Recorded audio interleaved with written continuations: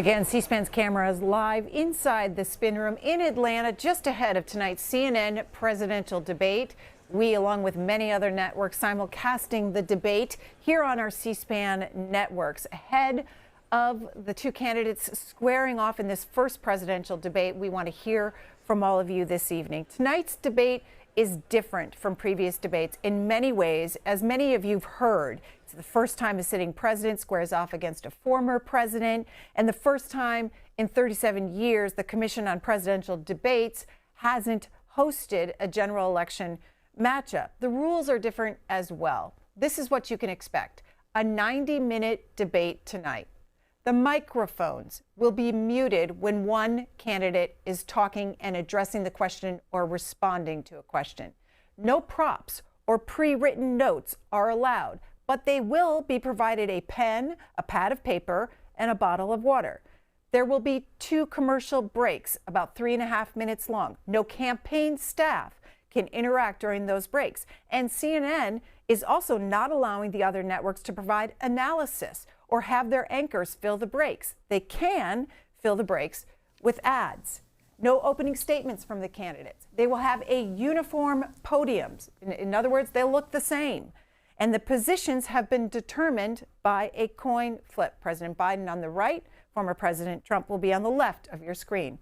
And as you've heard, no studio audience.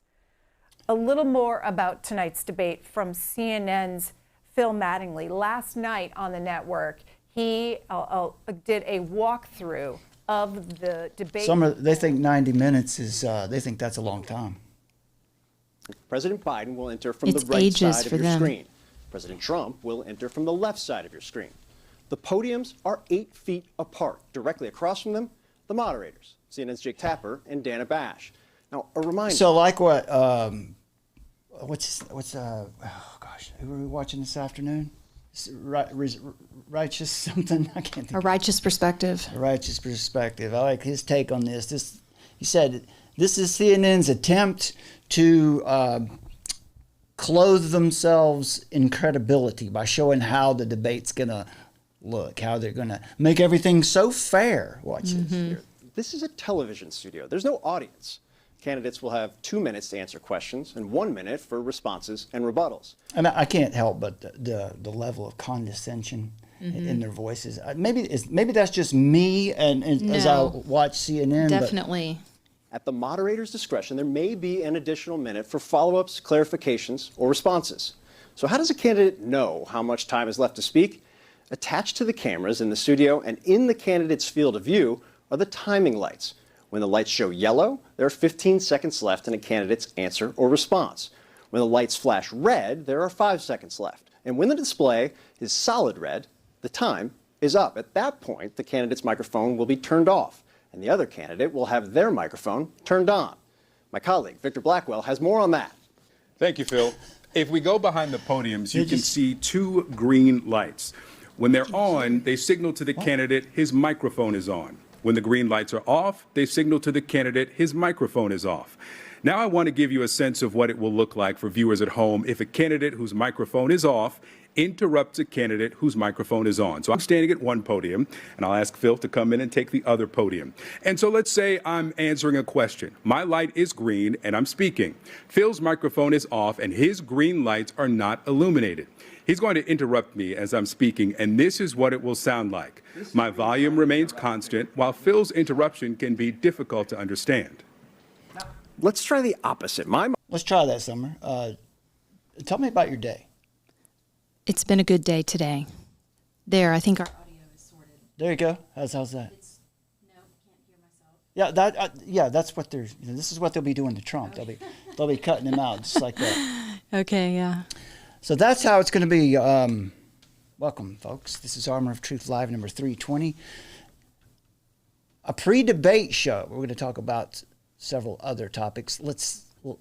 These guys right here. Isn't this? Microphone is now on. Victor's microphone is off, and he's going to interrupt me.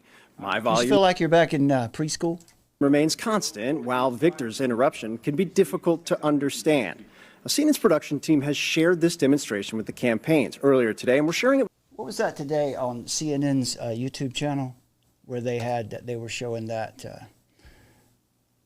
if I should run off of this right now. Yeah, they were showing examples of when the light is on and when the light is off, and then they were showing examples of it being muffled. Not that. I was thinking about I was thinking about that Trump in Nevada that they were replaying today, and they had the disclaimer at the bottom of the screen. Let's see if we can find that. That was a live stream they had today. It was CNN 18, like CNN News 18. Oh boy. Maybe if you look in the history. Yeah, there it is. You will not get feedback.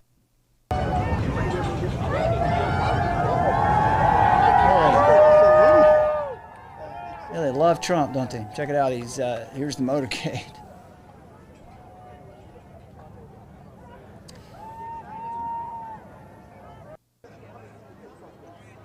What was more interesting though was back here. Let's jump back. So there's Trump's plane coming in, but there was yeah, I don't know.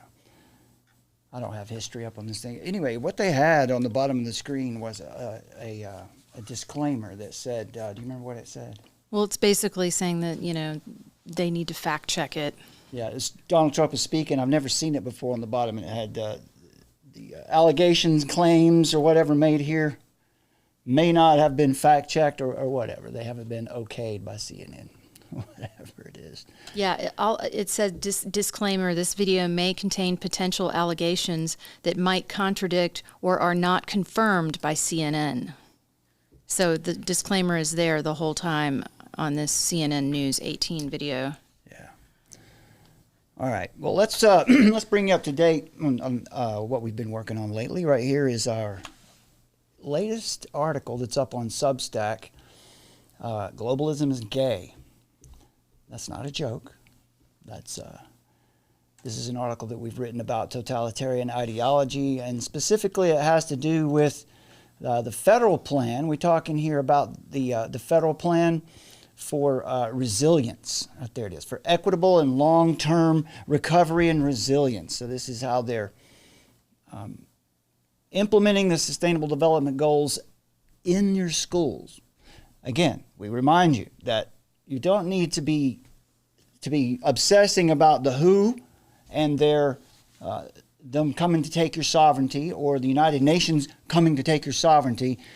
Your government is in cahoots perfectly with the SDGs and whatever treaty, pandemic agreement, whatever they come up with, unless you change your government. And that is what we're here to talk about tonight, changing your government. I'm going to keep this debate thing going in the background here, and we'll check back with them in a bit. So, for example, here's some problems with our electoral system. This is part of that federal plan, or it's connected to it. This is something called social determinants of health, education, access, equality, healthcare access. Let me just tell you what this is. Social determinants of health, the voting edition. This is the latest control mechanism, and it basically is this. They're claiming that people who are mentally ill, especially those in psychiatric hospitals, have been marginalized, and that their right to vote has been abridged. So now we have a program to advocate for those folks. So they're canvassing, they're ballot harvesting is what they're doing. They're going into psychiatric hospitals, clinics, halfway houses, other things. I'll get in more detail in just a moment. They want to engage the whole health industry by, quote, advocating for the voting rights of the mentally ill.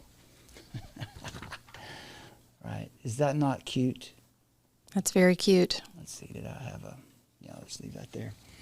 To be perfectly clear, documents outlining their program explain how they intend to enter, among other things, psychiatric hospitals to register patients to vote and to also educate them in how to vote, which of course means telling them who to vote for.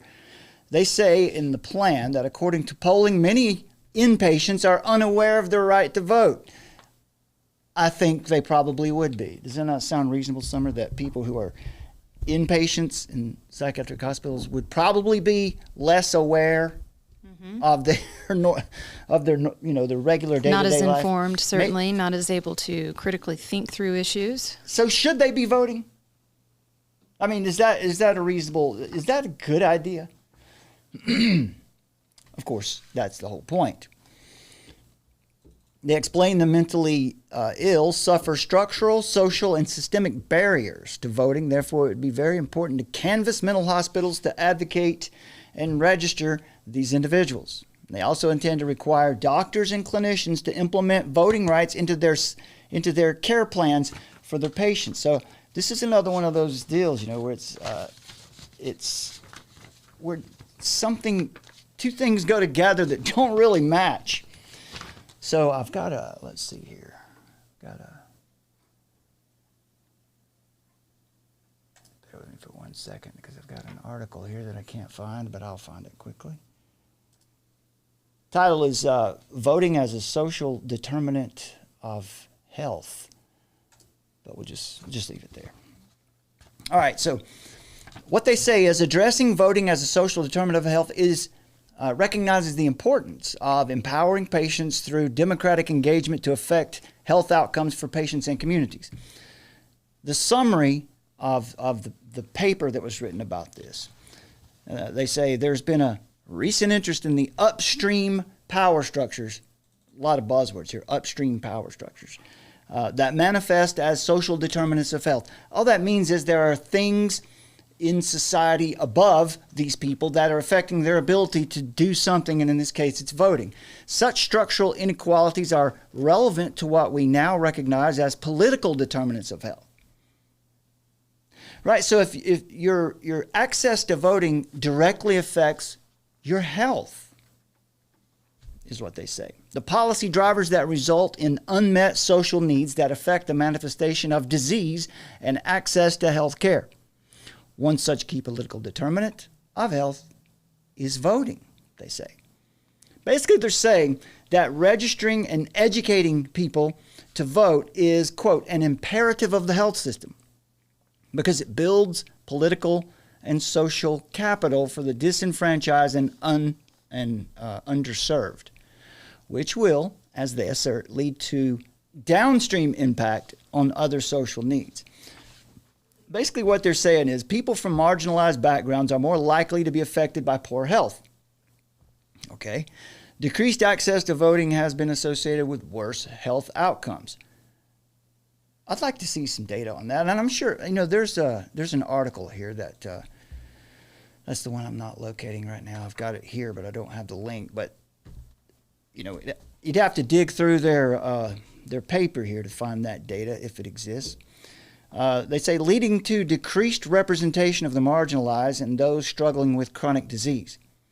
These relationships beget a cycle of poor health, decreased voting, decreased political capital, and policies that deprioritize the needs of the sick and marginalized. Take note here of how the term capital is used in place of the term power, influence, or privilege, right? Where they say here,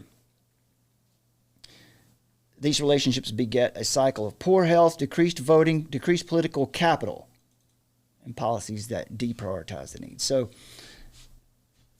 they do that a lot, right? They know when they'll drop the term capital in there in a situation like that. It's a mind game. It's a little bit of mind control.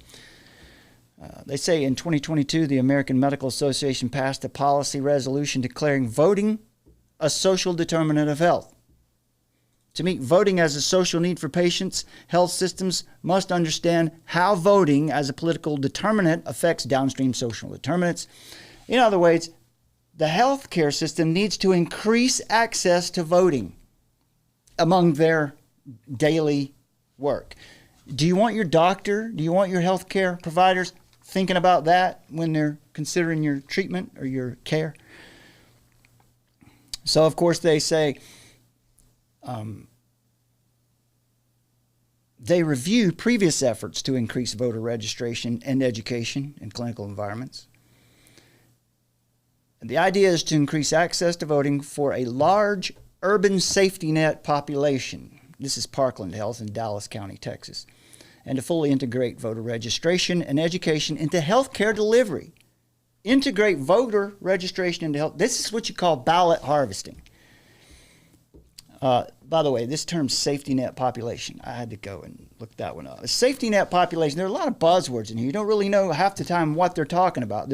And this is a creative use of language, so they can say a lot of things that you're not really sure what they said. But a safety net population, it's just low income, unemployed, could be children, could be the elderly, could be disabled, homeless, or it could be immigrants, so-called asylum seekers or refugees. Anyone who's vulnerable, disadvantaged, facing financial hardship, anybody who has to rely on government or NGO programs for their basic needs. But this really has more to do with the illegals. And here's a story about the Biden administration as we head into this debate tonight. I don't think this one will come up tonight necessarily. I'm sure they'll talk about the border. I'd be interested to see how they. But by the way, my take on the debate. It's not a debate. This is not a debate, folks. You're not getting any sort of actual debate with good information where the candidates are going to be challenged on their positions, on the real issues. This is professional wrestling. Calling it a debate is a disgrace. And what you really see is the state of our, there's Newsom, there's Gavin Newsom.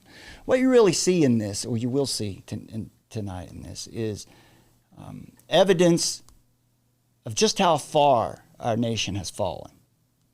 The spectacle of this thing, the ridiculousness of the back and forth, and CNN, how they're going to, the moderators of a debate are not supposed to be prejudiced in any way, and you're going to see that tonight. You're going to see them cutting Trump's mic. You see them favoring Biden. Anyway, this is pro wrestling. It's just not a debate at all. But here's the article. This is what this administration has been doing for you.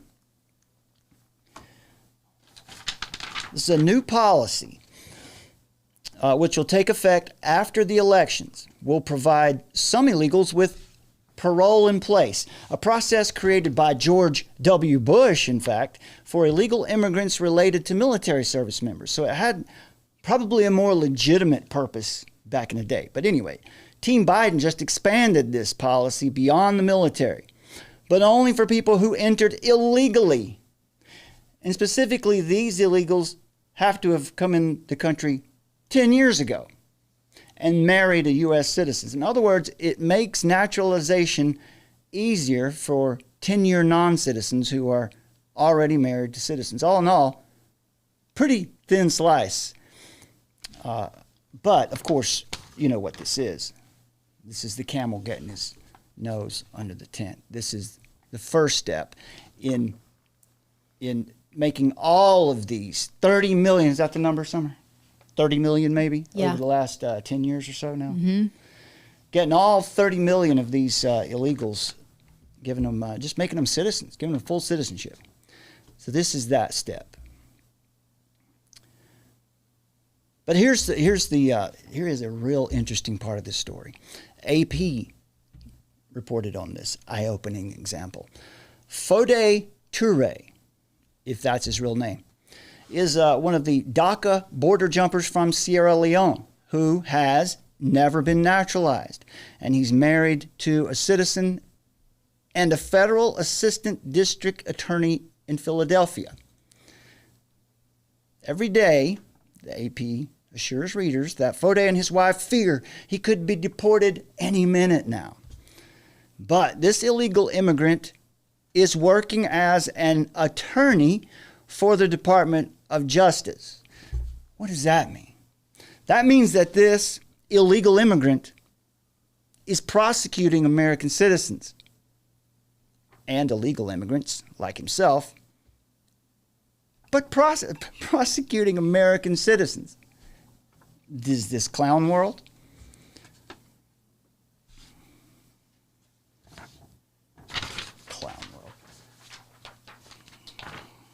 let's see, I had...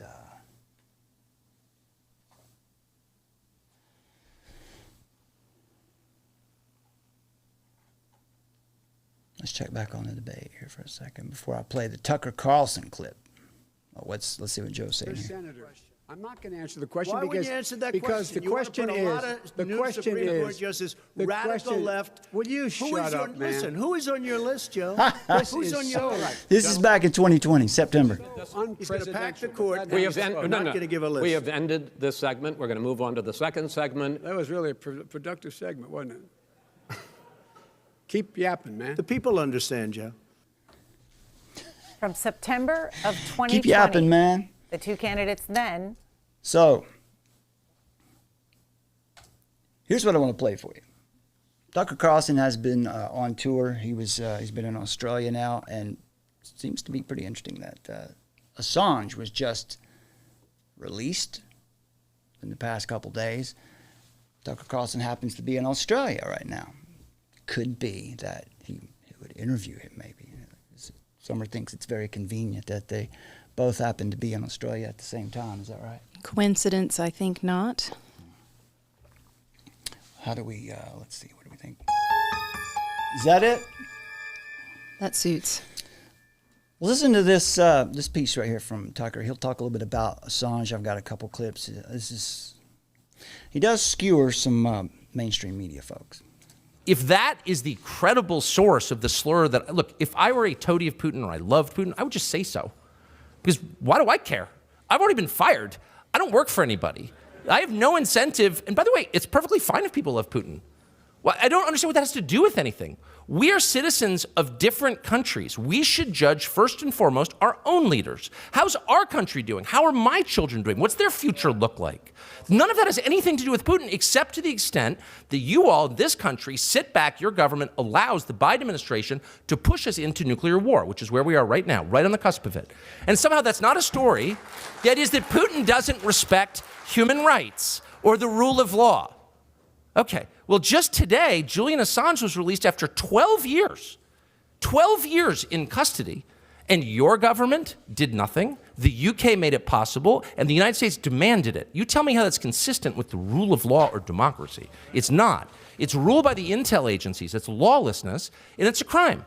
So I'm not saying that we're morally equivalent to Putin. I'm not saying that. What I'm saying is our concern should be first and foremost, how are our countries run? And we give our own leaders a pass time and time again because they point to some other creep on the world stage and say, he's bad. Kim Jong-un is bad. Well, yeah, of course he's bad. That's why I don't live in North Korea. That's why I don't live in Russia. I have no interest in living in Russia. But the point is, you're bad too. And the fact that he's bad does not allow you to continue being bad. What? And the last thing I will say that I really feel deeply and I really resent on an emotional level, and you'll pardon my passion, I don't know you, I'm sure we'd be very close friends if we did know each other, but I really resent what I have seen across the West in the past 15 years, and it's a sea change from my youth when my father was a reporter, this alignment between media organizations and the government. I find disgusting, actually. I think it's a perfect inversion of what you're supposed to do. If you're a journalist, your job is to challenge power on behalf of the powerless. It is not to align with the powerful against the powerless. And that is precisely what you have done. I watched your ABC this morning in my hotel room for about 20 minutes until I looked around for a vomit bag. And I watched, it was one of the most grotesque, I couldn't even believe it was real. The first story, this is unbelievable. The first story was Assange. God bless them. That is the biggest story. The second story was a family of 4 found dead in a house. I think in a suburb of Sydney, but it may have been Melbourne. I beg your pardon. But 4 Australians found dead of what they suspected was a drug OD. Apparently they've been taking a new synthetic opioid that has emerged in Australia and is killing people. Now, this is a huge problem where I live, much bigger than here, but I'm familiar with it. And the reporter said it's probably the synthetic opioid and it's been seen and they're dead. On to the next story. The next story was the Australian government's new law that will require a prescription to buy nicotine products. And we were treated to a 15-minute lecture on ABC, whatever the hell that is, about how nicotine is dangerous and we need to keep it out of the hands of Australians. And I'm like, wait a second. Nicotine, first of all, is not dangerous. That's not true. That's factually incorrect. You know nothing about the science, A. B, compared to what? Compared to what? Oh, we have this new synthetic opioid that's killing people. The government, not too concerned. What they're really concerned about is that people might be using nicotine, which, by the way, has the byproduct of raising testosterone levels and making people a little harder to command. That's a massive threat! So I don't know. I don't know about that science. That's pretty interesting, though, Summer. What do you think? Well, I know that Australia, when I was living there, they really hate cigarettes there. You have to go a certain amount of feet away from buildings. You can't just smoke in places, and it's like $36 a pack. Wow. So you'll go broke if you're smoking. And the cigarettes are terrible. Yeah, They taste bad. Like heroin's way cheaper. Yeah, so you might as well get your opioid. I would assume. I would assume that heroin is way cheaper. I don't really know about that. You know, I used to go to this doctor, right? Used to pull used to draw blood every time I went. Every time I went. Didn't matter what it was about. Just every time I went, just took blood out, you know? And I was, had a strange name. You know, I walked out and I saw on the board, it said, Dr. Acula. Thank you very much. That's Mitch Hedberg. I'm biting his style. Okay, don't forget, folks, globalism is gay. Or it's a Baphomet. Right. It's a Baphomet. And all of that. Let's check back in over here before I get to Nashville, Tennessee. This is another one from October of 2020. Yeah, we still got about 15 minutes or so, or 20 before this thing gets cranked up. Okay, yeah, so Julian Assange was, I don't know, what do you want to do? Do you want to go into, first of all, in the comments below this video, let us know what you think about the Julian Assange phenomenon. PSYOP, if you will. Let us know what you think about the debate, especially after it's over. Give us your comments here under this video. We want to know what you think. Selections versus elections. Yeah, if we get enough feedback on this, maybe we'll come back and do a follow-up show on your comments. And you know, so leave us some comments about the debate, about Assange, what you think. Well, I know going on there? that having lived abroad for almost 13 years, that the whole Wikileaks thing is going to be like across the world, people are going to be going, oh, okay, here we go. Here's another reason to resent America and to look at America and go, this is awful. It's going to remind everybody about that story.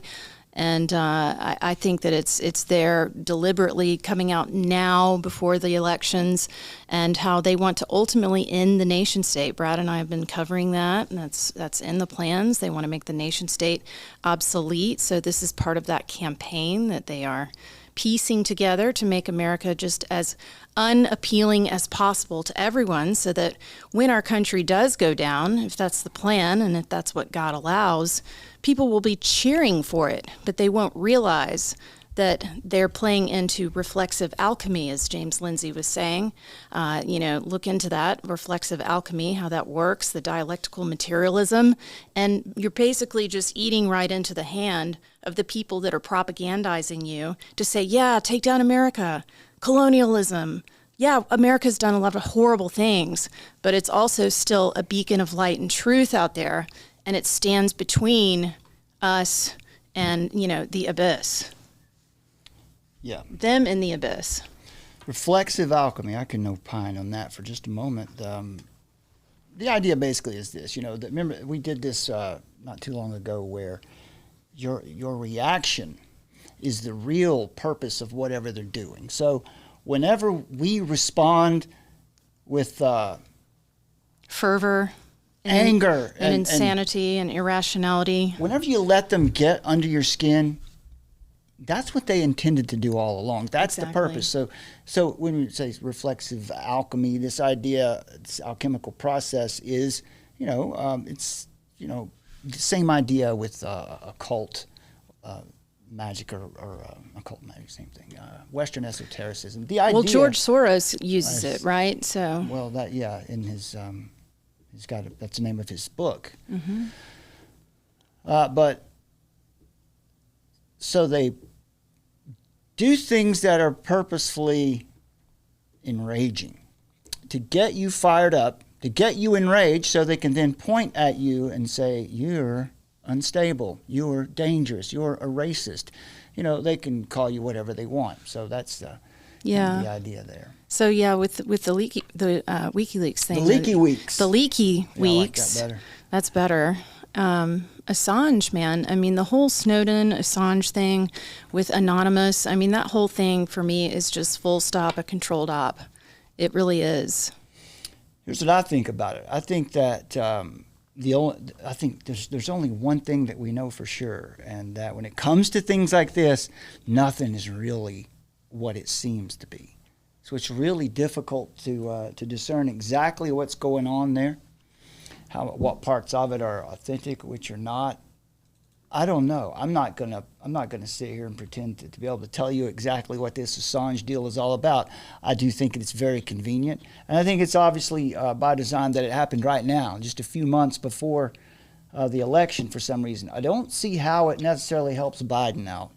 Again, in the comments below this video, if you have an opinion on this and you want it to be heard, if we get enough, we might do a follow-up show on this to see what you guys said, because this Assange story is not going away anytime soon.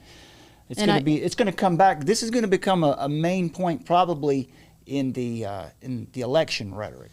Well, I'm going to call up this slide right here of Bradley Manning, who is also known as Chelsea Manning, and just part of this WikiLeaks story, former United States Army soldier who was convicted by court-martial in July 2013 of violations of Espionage Act and other offenses after disclosing WikiLeaks nearly 750,000 classified or unclassified but sensitive documents, was imprisoned from 2010 until 2011, right, when President Barack Obama decided to pardon a lot of that sentence. And Manning was opinionated about the intersection of religion and politics, for example, choosing to remain silent during the part of the Pledge of Allegiance that makes reference to God. So you have these characters, right, that are popping back up on the scene and flexing their chops. Yeah, well, we got ahead of the story a little bit there. Our folks might not know who Bradley Manning is. That's a man, baby. Let's see. Did you have that? Did I have that over here? I had it up on the screen. I mean the video. We had that 1 minute. Oh yeah, it should be in your. Yeah, I've lost it, but yeah, I don't know. Well, that's okay. I have this one up right here from Forbes. It's right here, but I think we need to, some people might not know how does this trans person here just fit into the story. And this is Bradley Manning. And he was the one who, as Summer just pointed out, hacked all of, was he put up to it? Is he part of the operation as well? Probably. But, this is where the footage that got Assange convicted this person released the documents to him. Yeah. So he was the source, and nobody knew who that source was for many years. And Manning got 35 years in prison, but got his sentence commuted by Barack Hussein Obama. Here's a little bit about Assange. Have you got the U.S. Embassy? Well, please do that. The beginning. Hang on, that's the wrong. It's right here. There we go. Have you got the U.S. Embassy? Well, please do that.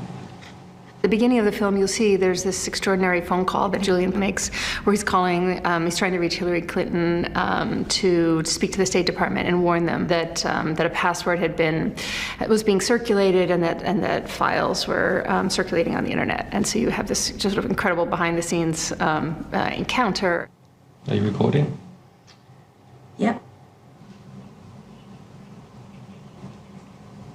Oh, hello. Can I please speak to Hillary Clinton? I'm calling from the office of Julian Assange. It's very important. Yep, so Julian Assange is the founder of Wikileaks. Okay, and all of the US Department of State cables, we have intelligence that they are about to be put on the web, unredacted, not by us. And I would like to speak to her about this. Sarah, she might be busy in some meetings. Find out who is her second in command. Yes? You need to call me back.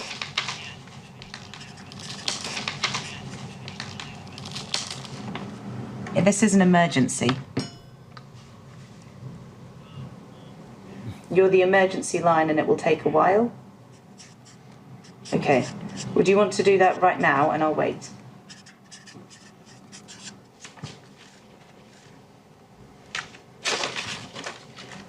He would like to speak to her about that, yes. Okay, well, let me start by giving you my phone number. 1 moment, please. Very strange, is it not? A lot of strange people involved with this story, right? There's Pamela Anderson. Pamela Anderson. Well, you know, it's like she showed up and fed him a sandwich. It's like Epstein Island, right? It's just one of these things that. It's it's part of the show. Mm-hmm. Let's see. I'm taking some bits from Celia Farber's Substack article on this, which is good. I like her take on it. It's like there's so much happening here. Anyone who tells you they know exactly what's happening here, that they got this whole thing diagnosed, they're not telling you the truth. This thing has way too many moving parts to it. I think, I agree with her in that sense. And I also agree with Summer that this is most likely a big old fat operation of some kind, especially because it happened right now. Mike, there's also the story that Mike Pompeo had tried to contract to have Assange unalived. You can't, that's the word you have to say on YouTube now, unalived. Mm-hmm. Let's see. Well, and it Lady Gaga. It stirs up war crimes, right? So, while stuff's going on with Israel and Gaza, people are going to be particularly sensitive in all the campus crusades that were going on. So this is more fuel to the fire, reasons to bring down the empire.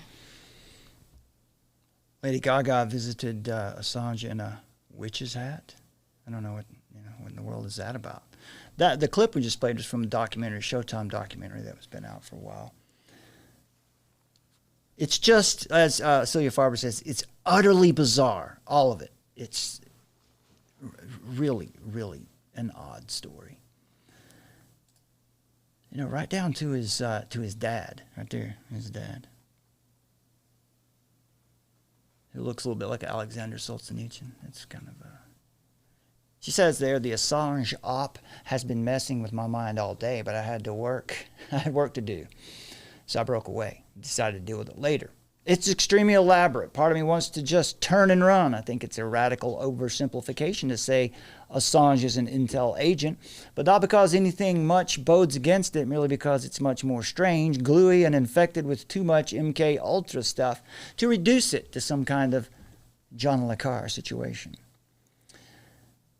Has roots in the unimaginable. And it does. Assange has so many strange connections, cult-like connections from when he was a child. It's a really interesting one right here. Someone says, James Dellingpole, Assange is an intelligence asset. Sorry. Maybe so. Assange is kind of like David Icke. Such an enigma.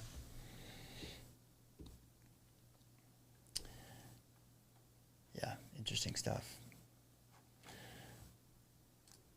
Here's an article from back in, let's see, right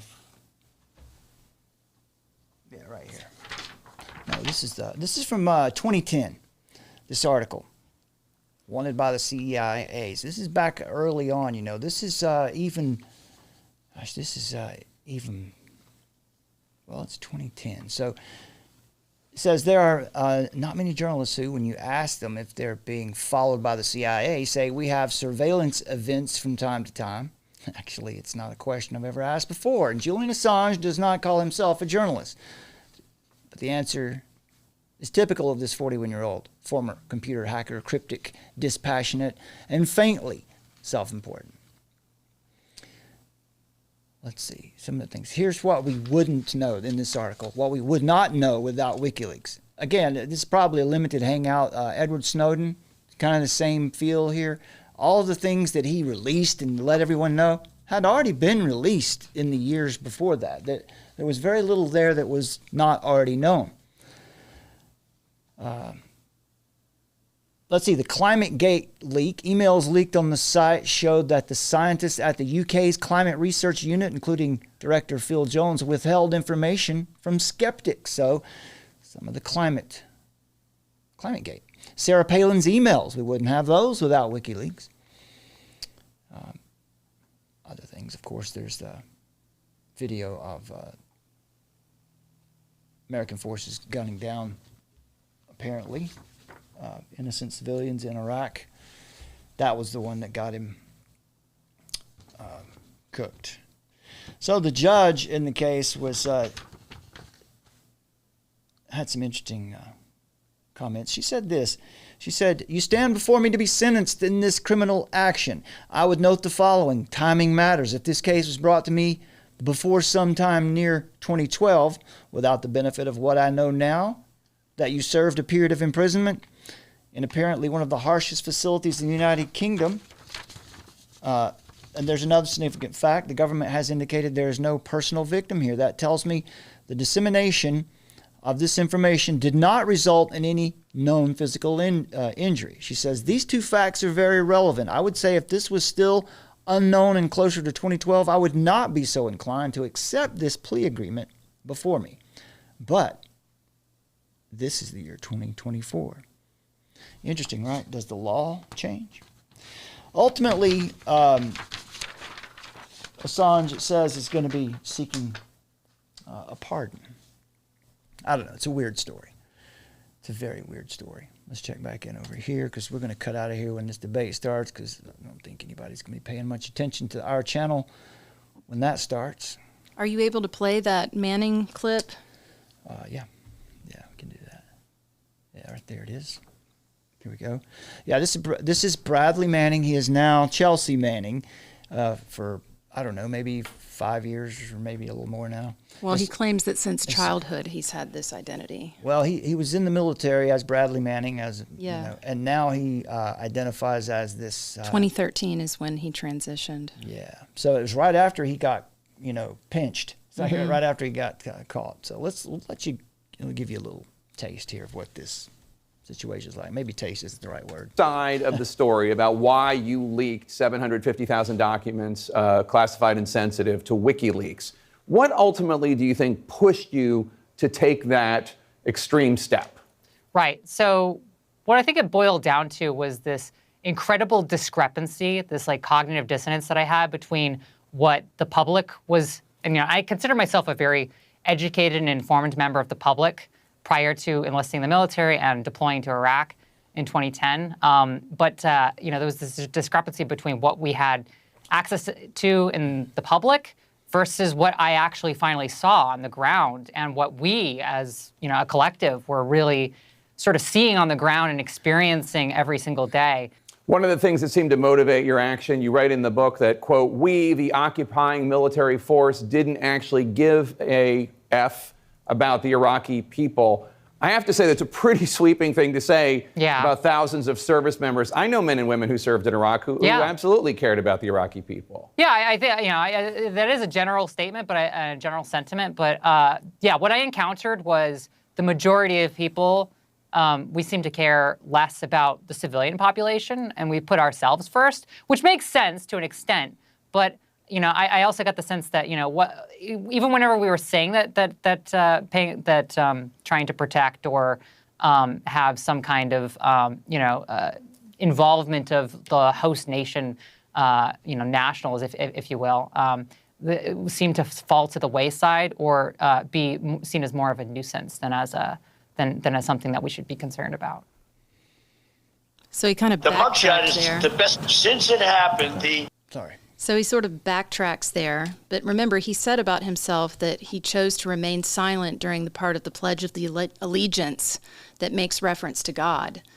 So, you know, there's a consistent worldview there that he slips and lets out, and then he has to sort of try to cover and make up excuses for it. But yeah, it's bashing the military, clearly. Yeah, that's totally. Why join the military then? And please welcome the 45th President of the United States, Donald Trump.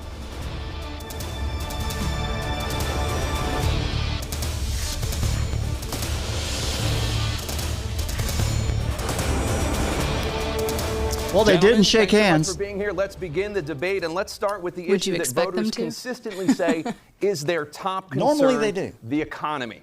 President Biden, inflation has slowed, but prices remain high. Since you took office, the price of essentials has increased.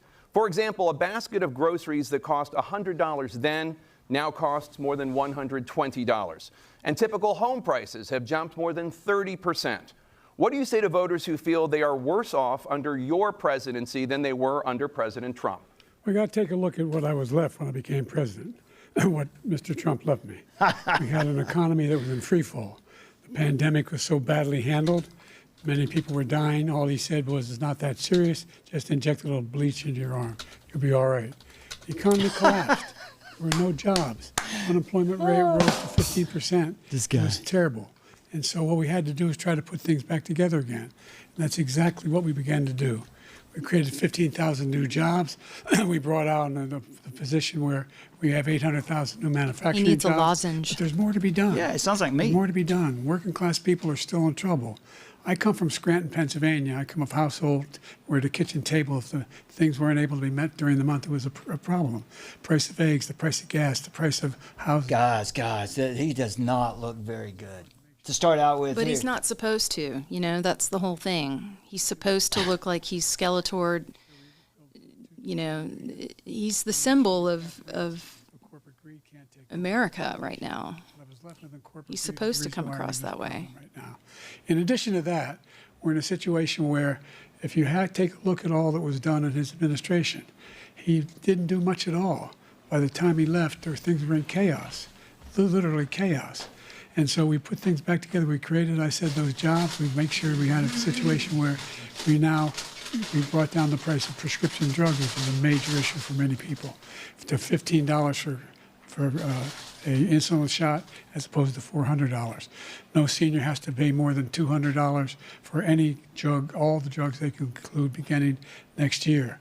And the situation is and we're going to make that available to everybody, to all Americans. So we're working to bring down the price around the kitchen table, and that's what we're going to get done. Thank you. President Trump?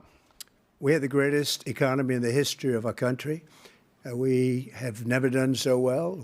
Everybody was amazed by it. Other countries were copying us. We got hit with COVID, and when we did, we spent the money necessary so we wouldn't end up in a Great Depression, the likes of which we had in 1929.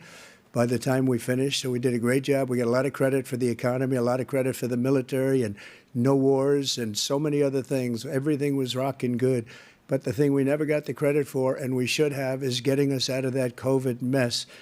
He created mandates that was a disaster for our country. But other than that, we had given them back a country where the stock market actually was higher than pre-COVID, and nobody thought that was even possible. The only jobs he created are for illegal immigrants and bounce-back jobs, a bounce-back from the COVID. He has not done a good job. He's done a poor job, and inflation's killing our country. It is absolutely killing us. Thank you. President Biden? Well, look, the greatest economy in the world, he's the only one who thinks that, I think. I don't know anybody else who thinks he had the greatest economy in the world. And, you know, the fact of the matter is that we find ourselves in a situation where his economy, he rewarded the wealthy. He had the largest tax cut in American history, $2 trillion. He raised a deficit larger than any president has in any one term. He's the only president other than Herbert Hoover who's lost more jobs than he had when he began, since Herbert Hoover. the idea that he did something that was significant. And the military, you know. All right, I'm gonna pull Joe out. He's not saying anything really important right here, but he's just lying. But I have to make a note here that Trump looks unusually placid, unusually reserved. I mean, he's constrained. Yeah, he is right. He is very constrained. You know, I don't know. There you go. There you go. There's some tension. Oh, here's a question. You follow up. You can do whatever you want with the minute that we give you. I want to follow up. You want to impose a 10% tariff on all goods coming into the U.S. How will you ensure that that doesn't drive prices even higher? Not going to drive them higher. It's just going to cause countries that have been ripping us off for years, like China and many others, in all fairness to China. It's going to just force them to pay us a lot of money, reduce our deficit tremendously, and give us a lot of power for other things. But he made a statement. The only thing he was right about is I gave you the largest tax cut in history. I also gave you the largest regulation cut in history. That's why we had all the jobs.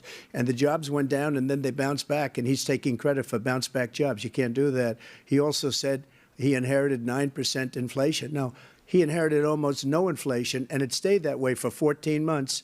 And then it blew up under his leadership because they spent money like a bunch of people that didn't know what they were doing, and they don't know what they were doing. It was the worst, probably the worst administration in history. There's never been. And as far as Afghanistan is concerned, I was getting out of Afghanistan, but we were getting out with dignity, with strength, with power.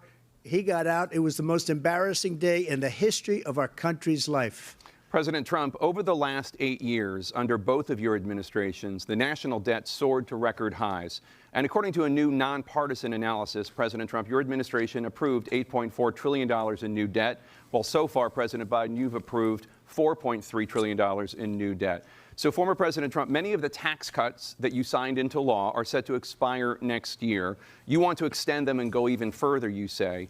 With the U.S. facing trillion-dollar deficits and record debt, why should top earners and corporations pay even less in taxes than they do now? Because the tax cuts spurred the greatest economy that we've ever seen just prior to COVID. And even after COVID, it was so strong that we were able to get through COVID much better than just about any other country. But we spurred, that tax spurred. Now, when we cut the taxes, as an example, the corporate tax was cut down to 21% from 39%, plus beyond that. We took in more revenue with much less tax, and companies were bringing back trillions of dollars back into our country. The country was going like never before, and we were ready to start paying down debt. We were ready to start using the liquid gold right under our feet, the oil and gas right under our feet. We were going to have something that nobody else has had. We got hit with COVID. We did a lot to fix it. I gave him an unbelievable situation with all of the therapeutics and all of the things that we came up with. Oh, you mean vaccines? We gave him something great. Remember, more people died countermeasures under his administration. But they're not, even though countermeasures, Brad. That don't even died under his administration than our administration. They don't even qualify, said the Ninth Circuit Court last week, as vaccines. They are medical treatments. Countermeasures. At best, and countermeasures, which implies weapon, doesn't it? The vaccine went out. He did a mandate on the vaccine, which is the thing that people most objected to about the vaccine. And he did a very poor job, just a very poor job. And I will tell you, not only poor there, but throughout the entire world, we're no longer respected as a country. They don't respect our leadership. They don't respect the United States anymore. We're like a third world nation between weaponization of his election, trying to go after his political opponent. All of the things he's done, we've become like a third world nation. And it's a shame. The damage he's done to our country. And I'd love to ask him, and will, why he allowed millions of people to come in here from prisons, jails, and mental institutions to come into our country and destroy our country. President Trump, we will get to immigration later in this block. President Biden, I want to give you an opportunity to respond to this question about the national debt. He had the largest national debt of any president in a 4-year period, number one. Number two, that $2 trillion tax cut benefited the very wealthy. What I'm going to do is fix the tax system. For example, we have 1,000 trillionaires in America. I mean, billionaires in America. And what's happening? They're in a situation where they, in fact, pay 8.2% in taxes.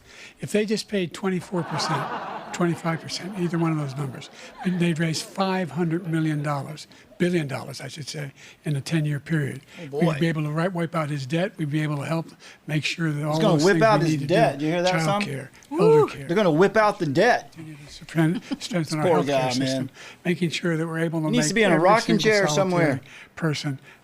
I like that Trump is remaining very steady. He's COVID, not. Excuse me, with that is good to see. Dealing with everything we have to do with.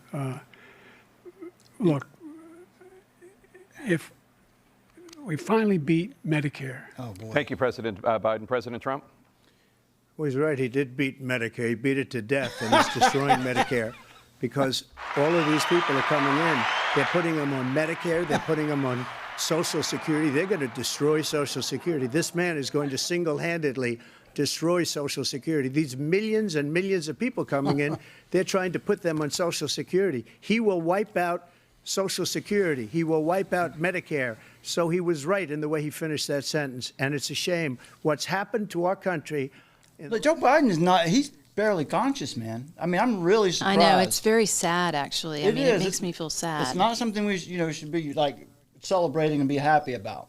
They don't. Just like we don't celebrate when they find Trump guilty of whatever trumped up charge it was, like those, the other side was celebrating. You don't celebrate this. No, you don't celebrate. This is terrible. The depravity. Yeah, ultimately, this is terrible. This is the first presidential election since the Supreme Court overturned Roe v. Wade.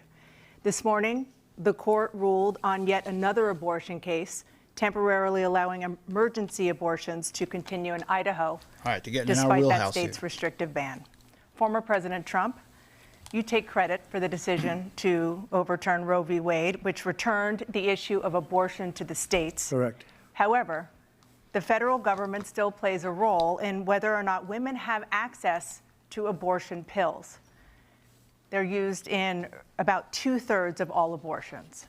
As president, would you block abortion medication? First of all, the Supreme Court just approved the abortion pill, and I agree with their decision to have done that, and I will not block it. And if you look at this whole question that you're asking, complex but not really complex. 51 years ago, you had Roe v. Wade, and everybody wanted to get it back to the states. Everybody, without exception. Democrats, Republicans, liberals, conservatives. Everybody wanted it back. Religious leaders. And what I did is I put 3 great Supreme Court justices on the court, and they happened to vote in favor of killing Roe v. Wade and moving it back to the states. This is something that everybody wanted. Now, 10 years ago or so, they started talking about how many weeks and how many this, getting into other things. But every legal scholar throughout the world, the most respected, wanted it brought back to the states. I did that. Now the states are working it out. If you look at Ohio, it was a decision that was an end result that was a little bit more liberal than you would have thought.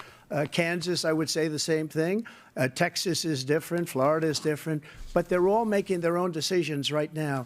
And right now, the states control it. That's the vote of the people. Like Ronald Reagan, I believe in the exceptions. I am a person that believes. And frankly, I think it's important to believe in the exceptions. Some people, you have to follow your heart. Some people don't believe in that. But I believe in the exceptions for rape, incest, and the life of the mother. I think it's very important. Some people don't. Follow your heart. But you have to get elected also. And because that has to do with other things. You got to get elected. The problem they have is they're radical because they will take the life of a child in the 8th month, the 9th month, and even after birth. After birth, if you look at the former governor of Virginia, he was willing to do this. He said, we'll put the baby aside and we'll determine what we do with the baby, meaning we'll kill the baby. What happened is we brought it back to the states, and the country is now coming together on this issue. It's been a great thing. Thank you. President Biden? It's been a terrible thing, what you've done. The fact is that the vast majority of constitutional scholars supported Roe when it was decided, supported Roe.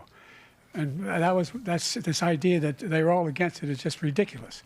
And this is the guy who says the state should be able to have it. We're in a state where in 6 weeks, you don't even know whether you're pregnant or not, but you cannot see a doctor, and have him decide on what your circumstances are, whether you need help. The idea that states are able to do this is a little like saying we're going to turn civil rights back to the states, let each state have a different rule. look, there's so many young women who have been, including a young woman who just was murdered, and he went to the funeral. The idea that she was murdered by an immigrant coming in, they talk about that. But here's the deal: there's a lot of young women who are being raped by their in-laws, by their spouses, brothers and sisters, it's just ridiculous. Because And of they the can do nothing policies you're about it. supporting. And they try to arrest them when they cross state lines. Thank you.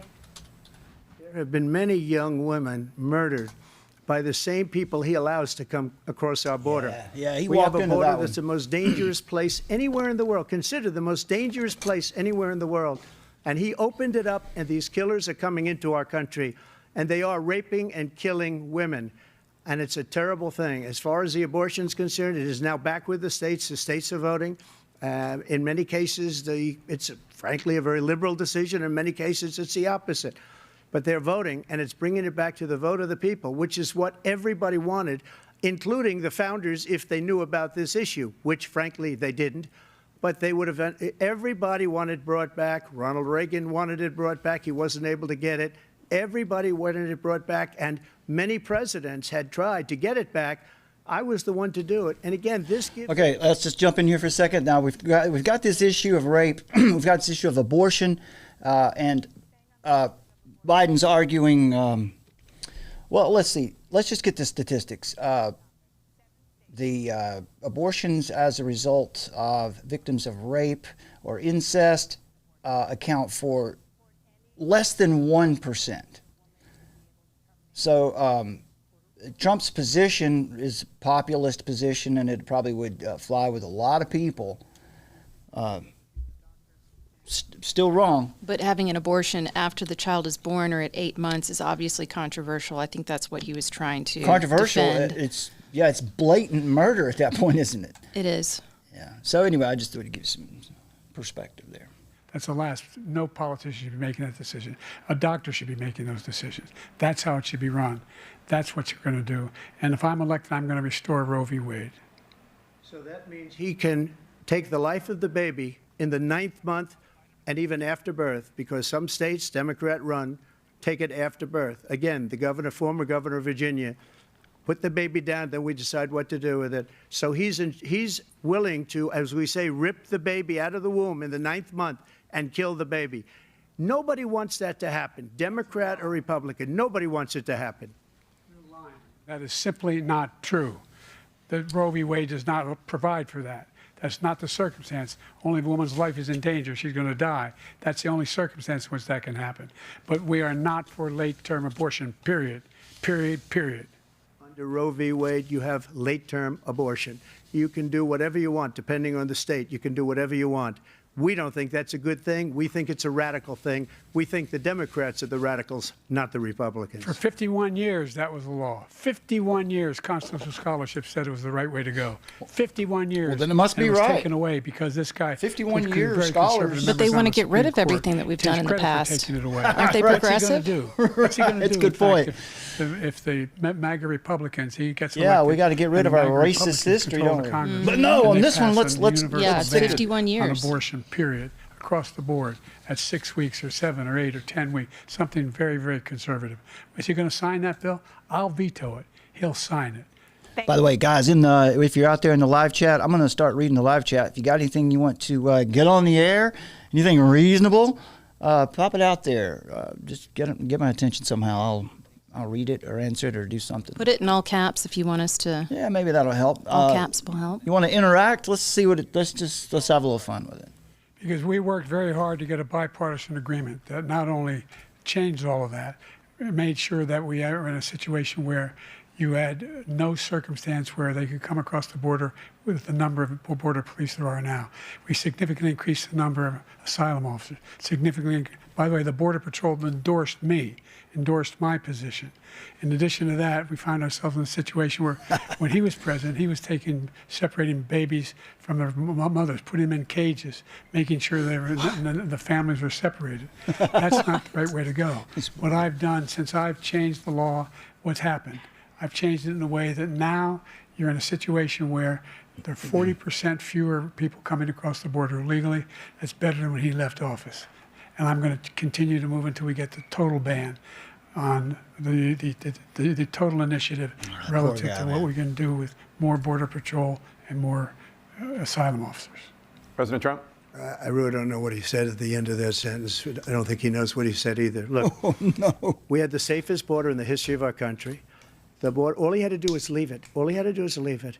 He decided to open up our border, open up our country to people that are from prisons, people that are from mental institutions, insane asylum, terrorists. We have the largest number of terrorists coming into our country right now, all terrorists, all over the world, not just in South America, all over the world. They come from the Middle East, everywhere. All over the world, they're pouring in. And this guy just left it open. And he didn't need legislation because I didn't have legislation. I said, close the border. We had the safest border in history. In that final couple of months of my presidency, we had, according to Border Patrol, who is great, and by the way, who endorsed me for president, but I won't say that, but they endorsed me for president. Brandon, just speak to him. But look, we had the safest border in history. Now we have the worst border in history. There's never been anything like it. And people are dying all over the place, including the people that are coming up in caravans. Thank you, President Trump. President Biden? The only terrorist who's done anything crossing the border is one who came along and killed three, under his administration, killed an al-Qaeda person come in his administration, killed three American soldiers. That's the only terrorist that's there. I'm not saying that no terrorist ever got through, but the idea they're emptying their prisons, we're welcoming these people, that's simply not true. There's no data to support what he said. Once again, he's exaggerating, he's lying. President Trump, staying on the topic of immigration, you've said that you're going to carry out, quote, the largest domestic deportation operation in American history, unquote. Does that mean that you will deport every undocumented immigrant in America, including those who have jobs, including those whose spouses are citizens, and including those who have lived here for decades? And if so, how will you do it? You better believe I will. Just 1 second. He said we killed 3 people. The people we killed are al-Baghdadi and Soleimani, the 2 greatest terrorists, biggest terrorists anywhere in the world. And it had a huge impact on everything, not just border, on everything. Huge. He's the one that killed people with the bad water, including hundreds of thousands of people dying and also killing our citizens when they come in. We are living right now in a rat's nest. They're killing our people in New York, in California, in every state in the union because we don't have borders anymore. Every state is now a border. And because of his ridiculous, insane, and very stupid policies, people are coming in and they're killing our citizens at a level that we've never seen. We call it migrant crime. I call it Biden migrant crime. They're killing our citizens at a level that we've never seen before. And you're reading it like these 3 incredible young girls over the last few days. One of them, I just spoke to the mother, and they just had the funeral for this girl, 12 years old. This is horrible what's taken place. What's taken place in our country. We're literally an uncivilized country now. He doesn't want it to be. He just doesn't know. He opened the borders. Nobody's ever seen anything like. And we have to get a lot of these people out, and we have to get them out fast because they're going to destroy our country. Just take a look at where they're living. They're living in luxury hotels in New York City and other places. Our veterans are on the street. They're dying because he doesn't care about our veterans. He doesn't care. He doesn't like the military at all, and he doesn't care about our veterans. Nobody been worse. I had the highest approval rating for veterans taking care of the VA. He has the worst. He's gotten rid of all the things that I approved. Choice that I got through Congress, all of the different things I approved, they abandoned. We had by far the highest, and now it's down in less than half because he's... Greetings out there, and thank you. There's Hoku Ponu Ponu. Michelle Cherie, KJV, thank you for being here. Ms. Noel P, thank you for being here. Thanks for the kind words. Hey, True Normal TV, good to see you. Del Griffin, what's up? Brian Battle. For example, veterans are a hell of a lot better off since I passed the PACT Act. 1 million of them now have insurance, and their families have it. Their families have it because what happened, whether it was Agent Orange or burn pits, they're all being covered now. And his group opposed that. We're also in a situation where we have great respect for veterans. My son spent a year in Iraq, living next to one of those burn pits, came back with stage 4. Mr. Noel P says he's read a story where there are 400 ISIS members in our country now. I wouldn't doubt that. I mean, out of 30 million, you know. To the World War II cemetery World War I cemetery he refused to go to. He was standing with his 4-star general, and he told me, he said, I don't want to go in there because they're a bunch of losers and suckers. My son was not a loser, was not a sucker. You're the sucker. You're the loser. Oh, no. President Trump? First of all, that was a made-up quote, suckers and losers. They made it up. It was in a third-rate magazine that's failing, like many of these magazines. He made that up. He put it in commercials. We've notified him. We had 19 people that said I didn't say it. And think of this. Who would say I'm at a cemetery or I'm talking about our veterans? Because nobody's taken better care. I'm so glad this came up, and he brought it up. There's nobody that's taken better care of our soldiers than I have. To think that I would, in front of generals and others, say suckers and losers. We have 19 people that said it was never said by me. It was made up by him, just like Russia was made up, just like the 51 intelligence agents are made up, just like the new thing with the 16 economists are talking. It's the same thing. 51 intelligence agents said that the laptop was Russia disinformation. It wasn't. That came from his son, Hunter. It wasn't Russia disinformation. He made up the suckers and losers, so he should apologize to me right now.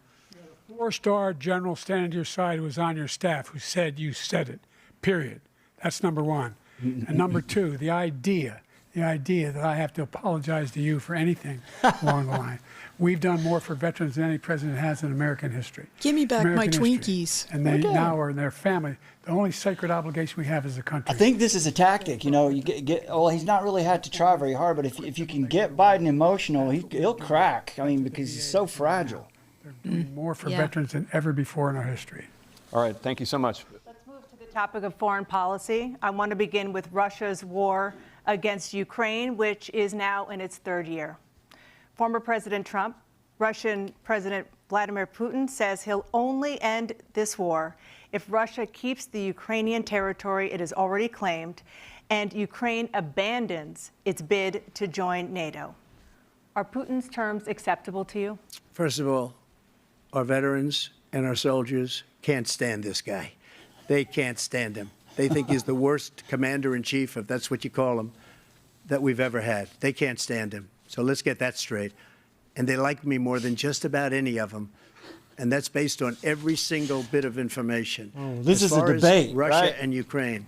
If we had a They real like me president, better. the president that knew, that was respected by Putin, he would have never invaded Ukraine. A lot of people are dead right now, much more than people know. You know, they talk about numbers. You can double those numbers, maybe triple those numbers. He did nothing to stop it. In fact, I think he encouraged Russia from going in. I'll tell you what happened. He was so bad with Afghanistan. It was such a horrible embarrassment, most embarrassing moment in the history of our country, that when Putin watched that and he saw the incompetence, that he should have fired those generals, like I fired the one that you mentioned. And so he's got no love lost.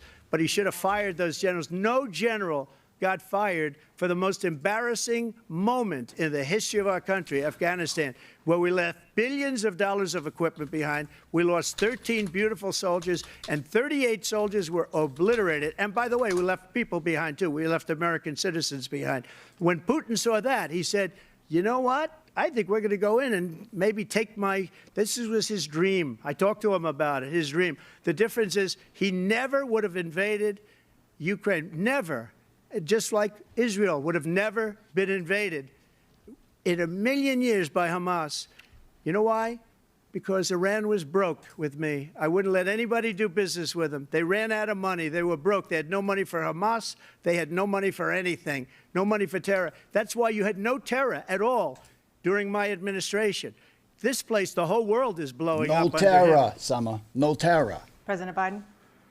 Never heard so much malarkey in my whole life. Look, malarkey. Yeah, we got the first. If you're doing a drinking game, there's malarkey. Iran attacked American troops, caused brain damage for a number of these troops, and he did nothing about it. Recently, not when he was president, they attacked. He said they're just having headaches. That's all it is. He didn't do a thing when the attack took place. Number one.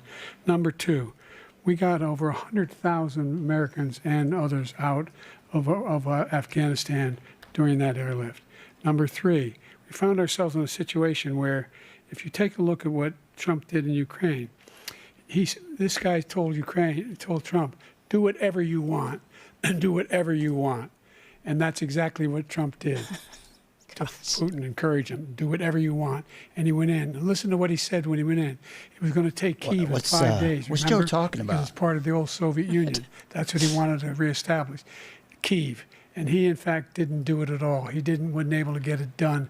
And they've lost thousands and thousands of troops, 500,000 troops. President Trump, as I I never come back said to that. you for 1 minute, I just want to go back to my original question, which is, are Putin's terms acceptable to you? Keeping the territory in Ukraine? Acceptable. No, they're not acceptable.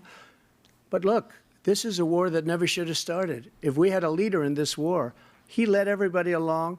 He's given $200 billion now or more to Ukraine. He's given $200 billion. That's a lot of money. I don't think there's ever been anything like it. Every time that Zelensky comes to this country, he walks away with $60 billion. He's the greatest salesman ever. And I'm not knocking him. I'm not knocking anything. I'm only saying laundering the money that we're spending on this war, and we shouldn't be spending, it should have never happened. I will have that war settled between Putin and Zelensky as president-elect before I take office on January 20th. I'll have that war settled. People being killed so needlessly, so stupidly, and I will get it settled, and I'll get it settled fast before I take office. President Biden, you have a minute. The fact is that Putin is a war criminal. He's killed thousands and thousands of people. And he has made one thing clear. He wants to reestablish what was part of the Soviet Empire, not just a piece. He wants all of Ukraine. That's what he wants. And then you think he'll stop there? Do you think he'll stop when if he takes Ukraine? What do you think happens to Poland? What do you think of Belarus? What do you think happens to those NATO countries? And so if you want a war, you ought to find out what he's going to do, because if in fact he does what he says and walks away, and by the way, all that money we give Ukraine are from weapons we make here in the United States. We give them the weapons, not the money at this point. And our NATO allies have produced as much funding for Ukraine as we have. That's why we're strong. Thank you. Moving on to the Middle East. In October, Hamas attacked Israel, killing more than 1,000 people and taking hundreds of hostages. Among those held and thought to still be alive are 5 Americans. Israel's response has killed thousands of Palestinians and created a humanitarian crisis in Gaza. President Biden, you've put forward a proposal to resolve this conflict, but so far Hamas has not released the remaining hostages, and Israel is continuing its military offensive in Gaza. So what additional leverage will you use to get Hamas and Israel to end the war? You have 2 minutes. Number one, everyone from the United Nations Security I take him out behind the barn and straight whip through his the butt. G7 to the Israelis, and Netanyahu himself have endorsed the plan I put forward. Endorsed the plan I put forward, which has 3 stages to it. The first stage is trade the hostages for a ceasefire. Look, he's excited. He's got this one. Ceasefire He knows this answer. Conditions. The third phase is he's tuned in. The end of the war. The only one who wants the war to like, continue wait, I know is this Hamas. one. He's dialed up. They're the only ones standing out. We're still pushing hard to get them to accept. In the meantime, what's happened? In Israel, we're finding that the only thing I've denied Israel was 2,000-pound bombs. They don't work very well in populated areas. They kill a lot of innocent people. We're providing Israel with all the weapons they need and when they need them. And by the way, I'm the guy that organized the world against Iran when they had a full-blown intercontinental ballistic missile attack on Israel. No one was hurt. No one Israeli was accidentally killed, and it just stopped. We saved Israel. We are the biggest producer of support for Israel of anyone in the world. And so there are 2 different things. Hamas cannot be allowed to be continued. We continue to send our experts and our intelligence people as to how they can get Hamas like we did bin Laden. You don't have to do it. And by the way, they've been greatly weakened, Hamas, greatly weakened, and they should be. They should be eliminated. But you've got to be careful for using certain weapons among population centers. Just going back to Ukraine for 1 second. We have an ocean separating us. The European nations together have spent $100 billion, or maybe more than that, less than us. Why doesn't he call them and say, you got to put up your money like I did with NATO? I got them to put up hundreds of billions of dollars. The Secretary General of NATO said Trump did the most incredible job I've ever seen. they wouldn't have any. They were going out of business. We were spending almost 100%. Hey, Summer, what do you think? What do you think Trump thinks about Trump? Is he a fan of Trump? Is Trump a fan of Trump? Trump is certain. I think he's a fan of Trump. $100 billion more spent, and it has a bigger impact on them because of location, because we have an ocean in between. You got to ask them, as far as Israel and Hamas, Israel's the one that wants to go. He said the only one that wants to keep going is Hamas. Actually, Israel is the one, and you should let him go and let him finish the job. He doesn't want to do it. He's become like a Palestinian, but they don't like him because he's a very bad Palestinian. He's a weak one. President Biden, you have a minute. I've never heard so much foolishness. This is a guy who wants to get out of NATO. Are you going to stay in NATO? He's going to pull out of NATO. Crosstalk. The idea that we have, our strength lies in our alliances as well. It may be a big ocean, but we're ever able to avoid a war in Europe, a major war in Europe? What happens if, in fact, you have Putin continue to go into NATO? We have an Article 5 agreement. Attack on one is attack on all. You want to start the nuclear war he keeps talking about, go ahead. Let Putin go in and control Ukraine and then move on to Poland and other places. See what happens then. He has no idea what the hell he's talking about. And by the way, I got 50 other nations around the world to support Ukraine, including Japan and South Korea, because they understand that this kind of dislocation has a serious threat to the whole world peace. No major war in Europe has ever been able to be contained just to Europe. President Trump, just to follow up, would you support the creation of an independent Palestinian state in order to achieve peace in the region? I'd have to see, but before we do that, the problem we have is that we spend all the money. So they kill us on trade. I made great trade deals with the European nations because if you add them up, they're about the same size economically. Their economy is about the same size as the United States. And they were no cars, they don't want anything that we have, but we're supposed to take their cars, their food, their everything, their agriculture. I changed that. But the big thing I changed is they don't want to pay. And the only reason that he can play games with NATO is because I got them to put up hundreds of billions of dollars. I said, and he's right about this, I said, no, I'm not going to support NATO if you don't pay. They asked me that question, would you guard us against Russia at a very secret meeting of the 28 states at that time, nations at that time? And I said, no, if you don't pay, I won't do that. And you know what happened? Billions and billions of dollars came flowing in the next day, the next month. Yes. But now we're in the same position. We're paying everybody's bills. Let's turn to the issue of democracy. Former President Trump, I want to ask you about January 6, 2021. After you rallied your supporters that day, some of them stormed the Capitol to stop the constitutionally mandated counting of electoral votes. As president, you swore an oath to, quote, preserve, protect, and defend, unquote, the Constitution. What do you say to voters who believe that you violated that oath through your actions and inaction on January 6th and worry that you'll do it again? Well, I don't think too many believe that. And let me tell you about January 6th. On January 6th, we had a great border. Nobody coming through, very few. On January 6th, we were energy independent. On January 6th, we had the lowest taxes ever. We had the lowest regulations ever. On January 6th, we were respected all over the world. All over the world, we were respected. And then he comes in, and we're now laughed at. We're like a bunch of stupid people. What happened to the United States' reputation under this man's leadership is horrible, including weaponization, which I'm sure at some point you'll be talking about, where he goes after his political opponent because he can't beat him fair and square.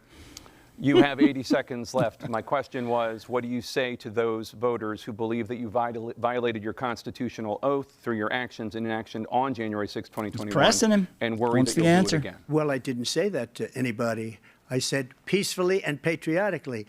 And Nancy Pelosi, if you just watched the news from 2 days ago, on tape to her daughter, who's a documentary filmmaker, they say, but she's saying, oh, no, it's my responsibility. I was responsible for this because I offered her 10,000 soldiers or National Guard, and she turned them down. And the mayor of, in writing, by the way, the mayor, in writing, turned it down, the mayor of D.C. They turned it down. I offered 10,000 because I could see, I had virtually nothing to do. They asked me to go make a speech. I could see what was happening. Everybody was saying they're going to be there on January 6th. They're going to be there. And I said, you know what? There's a lot of people coming. You could feel it. You could feel it, too, and you could feel it. And I said, they ought to have some National Guard or whatever. and I offered it to her, and she now admits that she turned it down. And it was the same day she was, I don't know, she can't be very happy with her daughter because it made her into a liar. She said, I take full responsibility for January 6th. President Biden?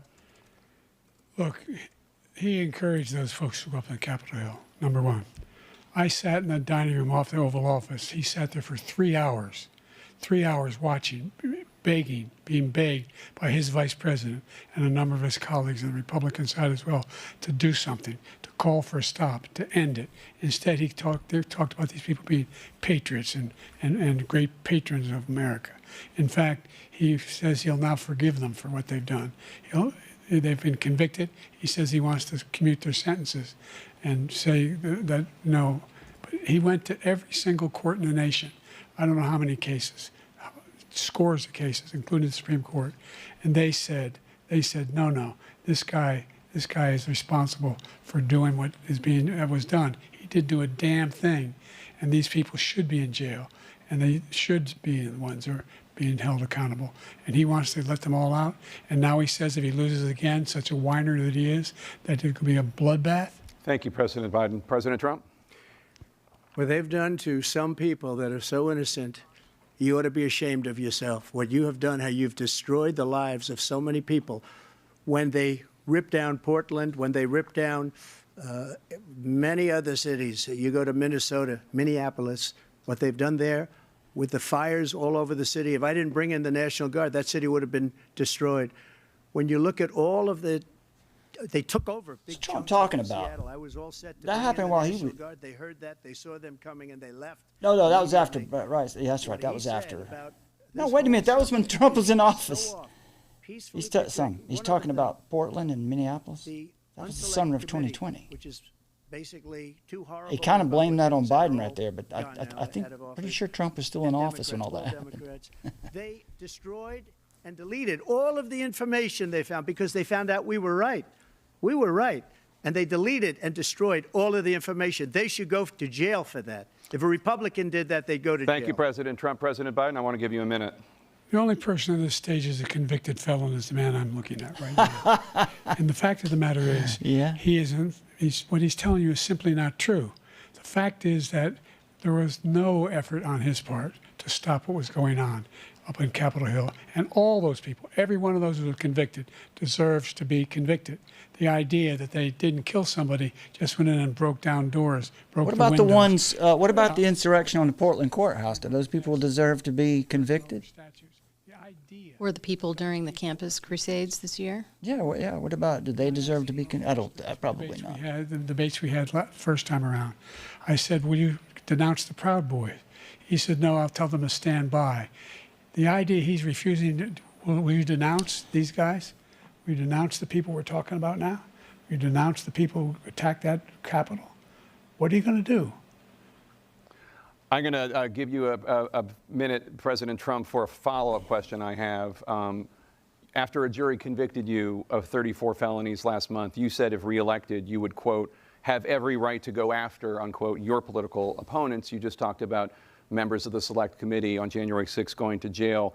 Your main political opponent is standing on stage with you tonight. Can you clarify exactly what it means about you feeling you have every right to go after your political opponents? Well, I said my retribution is going to be success. We're going to make this country successful again, because right now it's a failing nation. My retribution is going to be success. But when he talks about a convicted felon, his son is a convicted felon at a very high level. His son is convicted, going to be convicted probably numerous other times. Should have been convicted before, but his Justice Department let the statute of limitations lapse on the most important things. But he could be a convicted felon as soon as he gets out of office. Joe could be a convicted felon with all of the things that he's done. He's done horrible things. All of the death caused at the border, telling the Ukrainian people that we're going to want $1 billion or you change the prosecutor. Otherwise, you're not getting $1 billion. If I ever said that, that's quid pro quo. That we're not going to do anything. We're not going to give you $1 billion unless you change your prosecutor, having to do with the son. This man is a criminal. This man, you're lucky. You're lucky. I did nothing wrong. We'd have a system that was rigged and disgusting. I did nothing wrong. Thank you, President Trump. President Biden, you have said, I'm coming right to you, sir. You want to respond? Go ahead. I'll give you a minute to respond. The idea that I did anything wrong relative to what you're talking about is outrageous. It's simply a lie, number one. Number two, the idea that you have a right to seek retribution against any American just because you're president is wrong. It's simply wrong. No president's ever spoken like that before. No president in our history has spoken like that before. Number three, the crimes that you are still charged with, and think of all the civil penalties you have. Not a How very many strong billions case. of dollars do you owe in civil penalties for molesting a woman in public, for doing a whole range of things, of having sex with a porn star on the night while your wife was pregnant? I mean, what are you talking about? You have the morals of an alley cat. You're good night, sir. I didn't have sex with a porn star, number one. Number two, that was a case that was started and moved. They moved a high-ranking official, a DOJ, into the Manhattan DA's office to start that case. That case is going to be appealed and won.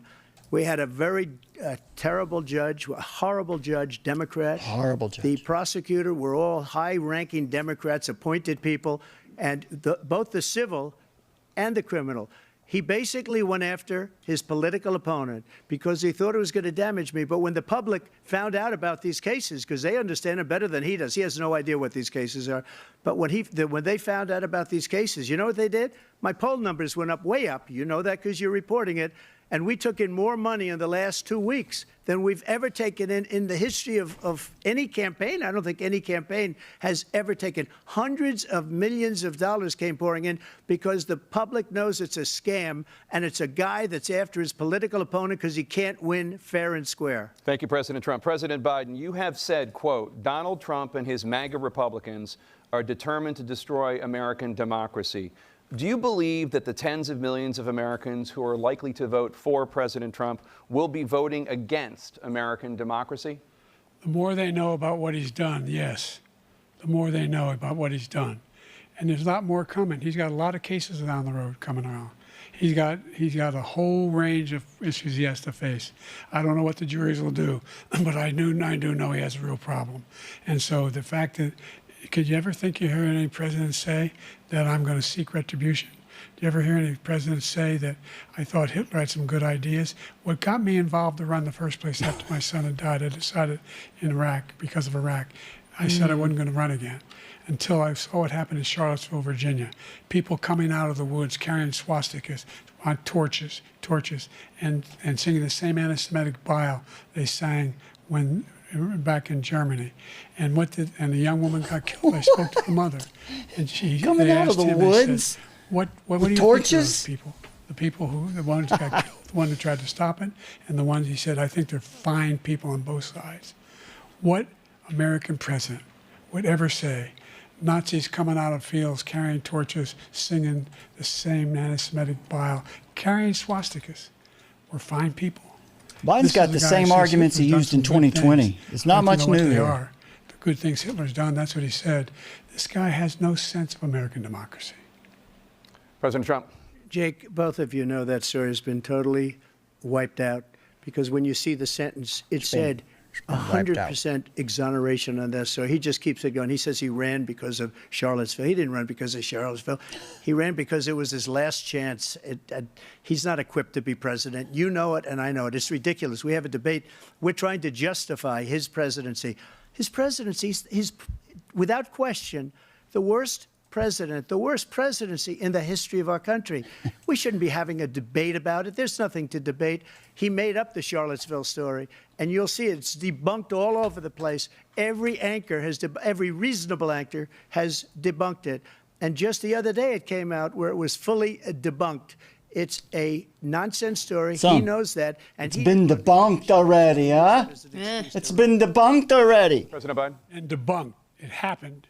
All you have to do is listen to what was said at the time.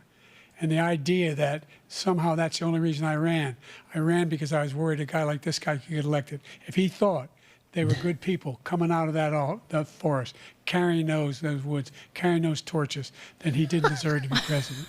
Didn't deserve to be president at all. And the idea that he's talking about all this being fabricated. How dare you? We saw with our own eyes. We saw what happened on January 6th. We saw the people breaking through windows. We saw people occupying his own vice president. Look, there's a reason why 40 of his 44 top cabinet officers refused to endorse him this time. His vice president hasn't endorsed him this time. So why? Why? They know him well. They serve with him. Why are they not endorsing him? Thank you, President Biden. We're going to be right back with more from the CNN. Okay, all right, then. There we go. Let's bring it back over here for a minute. Okay, let's see where I'm going to. There we go. Is that where I am? There I am. Yeah, give me 1 second. I've got another juicy graphic for you here. We'll just throw up there.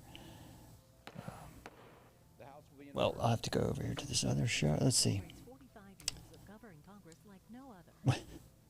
Oh, here it is. Check it out, Sam. Here's a new one. Just, you know, because in elections you have to give equal time. Mm-hmm. So Fair and balanced. there you go. There you go. We got a gangster Trump. We got a gangster Biden. Just to keep it real. All right. Oh, you got some Reagan. Okay. Well, let's see here. What time we got? How long do you think the break will be? Just a couple minutes. 90 seconds, probably. Where are we? We're at 9:53. Long enough for Biden to get another adrenaline shot? Yeah. Well, they're not allowed to interact with the crew. There you go. Read my lips, Summer. There's the guy. Read my lips.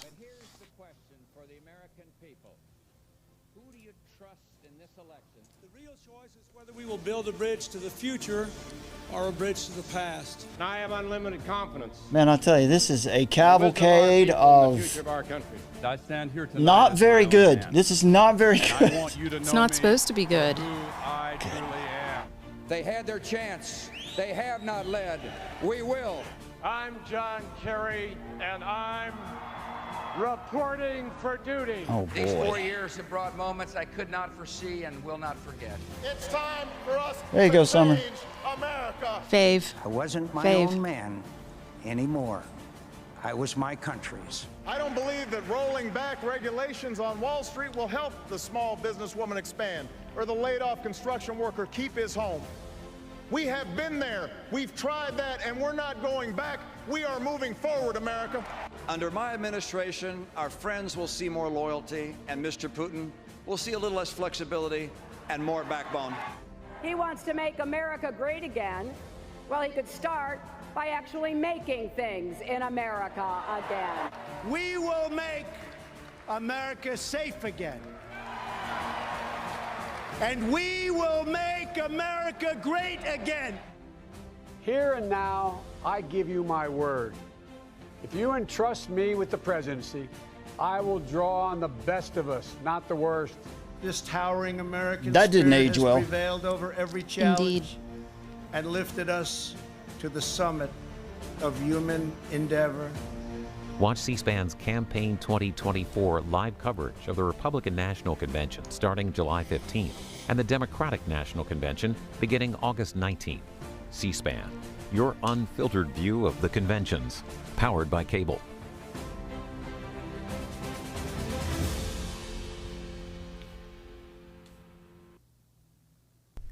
And in just a moment, our simulcast of the CNN presidential debate between President Biden and former President Trump will resume.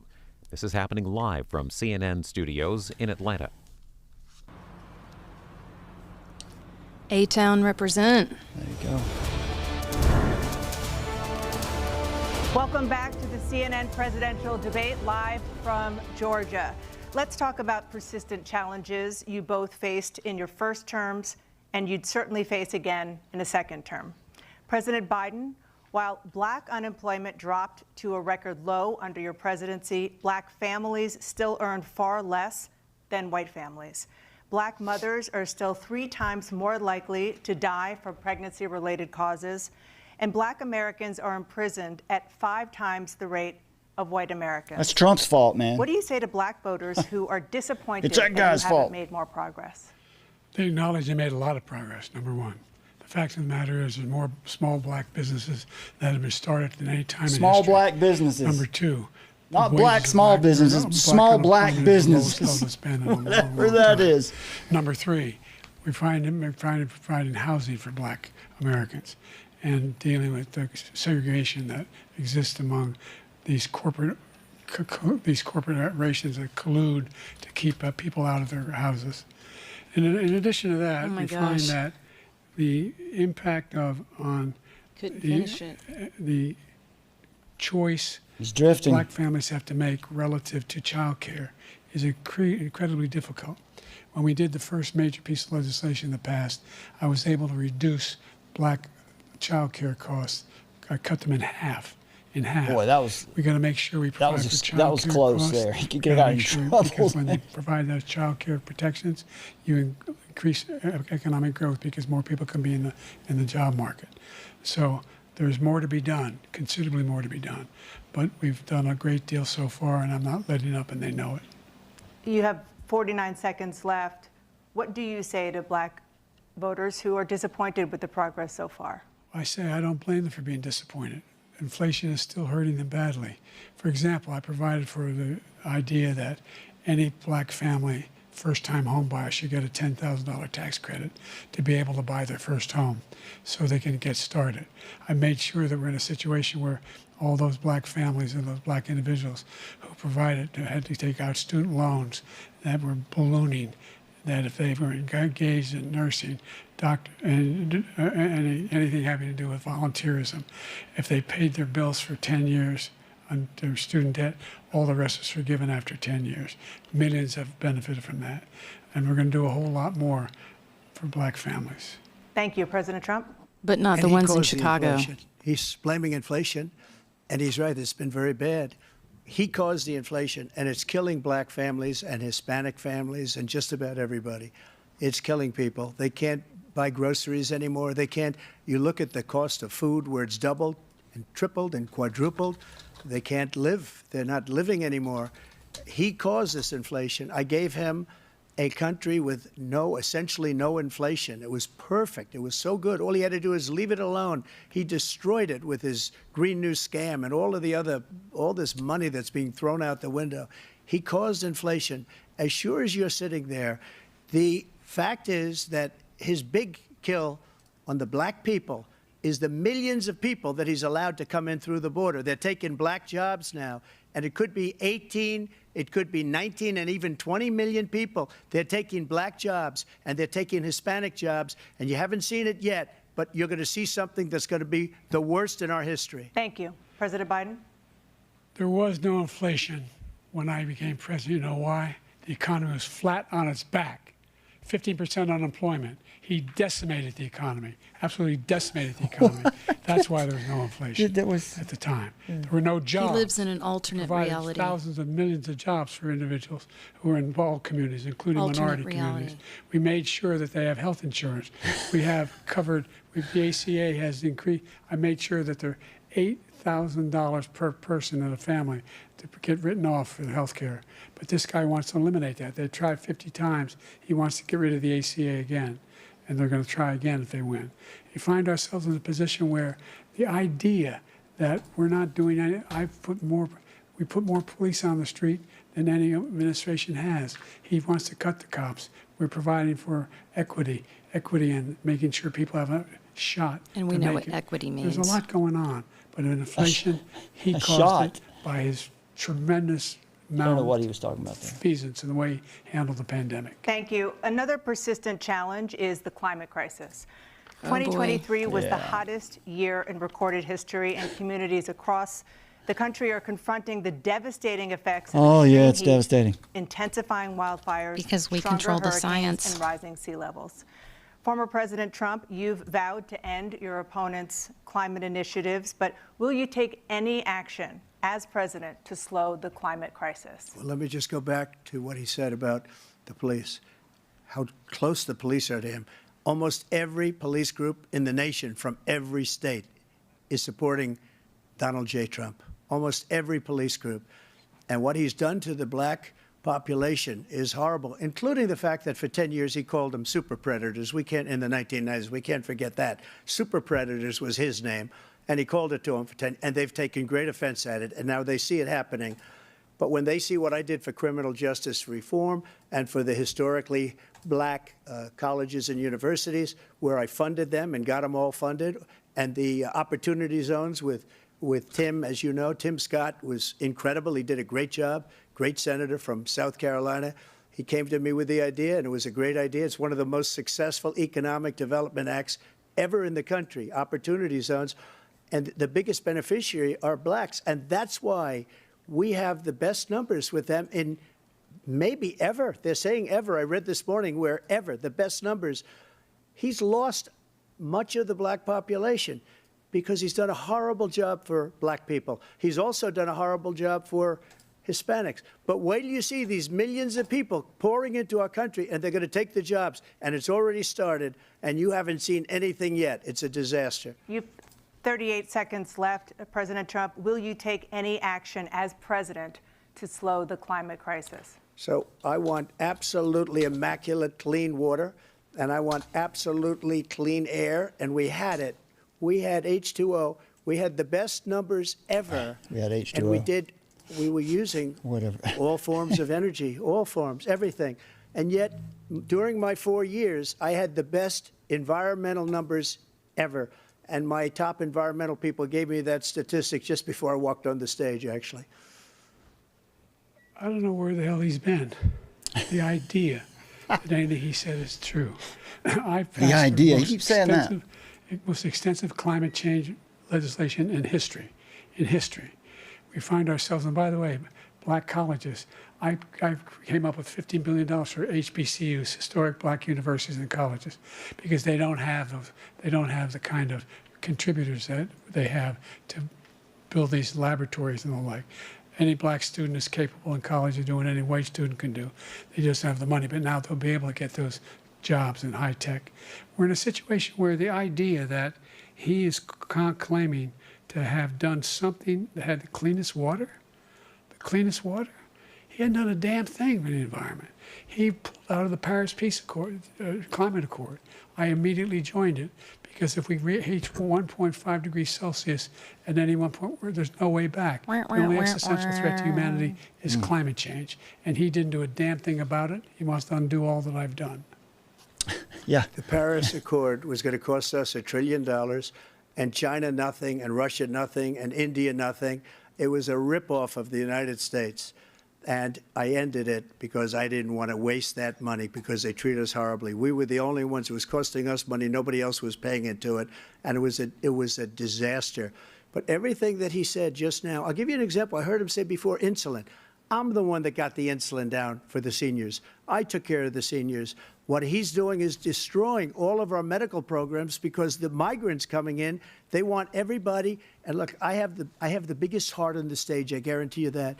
And I want to take care of people. But we're destroying our country. They're taking over our schools, our hospitals. Is he saying he's got and an they're going to be enlarged taking over heart? Social Security. He is destroying Social Security, Myocarditis? Medicare, and Medicaid.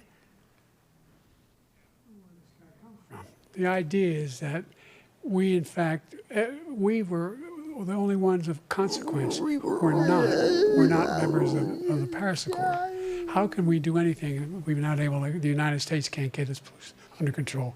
One of the largest polluters in the world, number one. We're making significant progress. By 2035, we will have cut pollution in half. We have made significant progress. Pollution. We'll continue to make progress. Pollution We set up a climate corps for thousands of young people. No definition of what pollution is. Peace Corps. And we're moving in directions that are going to significantly change the elements of cause of pollution. But the idea that he claims that he has the biggest heart up here and he's really concerned about. No, my heart's bigger. Pollution and Mine about is. climate. No, it's mine. I've not seen any indication of that. And by the way, with regard to prescription drugs, one company agreed that they would reduce the price to $35, which I was calling for, one, voluntarily. I made sure every company in the world, every pharmaceutical company, cannot have to pay. Thank you. And by the way, here's the deal. So every day, millions of Americans struggle just to make ends meet. For many older Americans, Social Security provides a critical lifeline.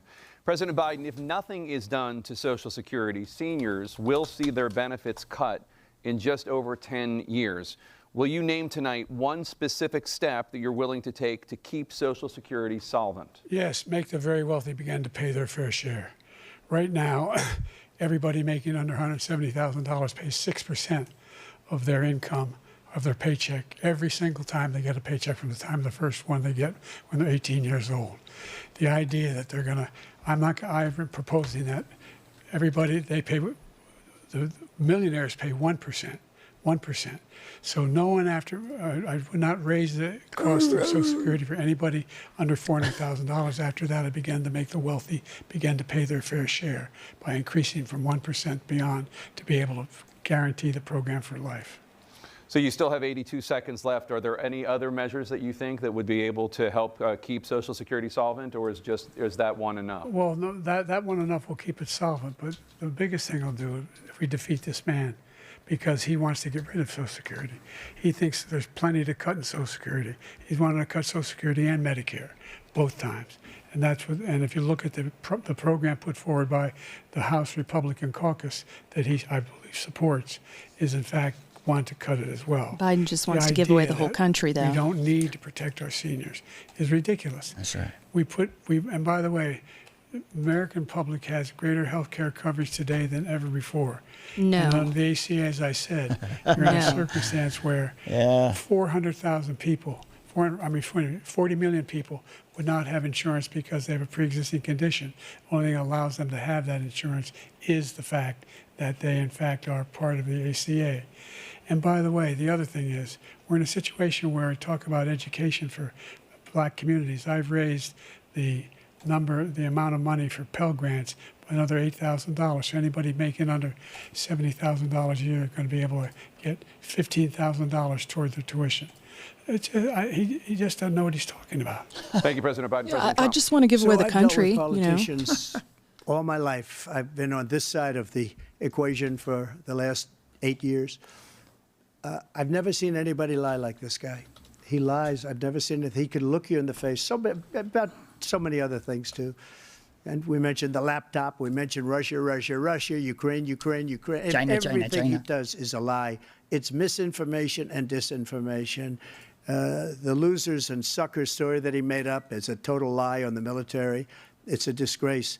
But Social Security, he's destroying it because millions of people are pouring into our country, and they're putting them onto Social Security. They're putting them onto Medicare, Medicaid.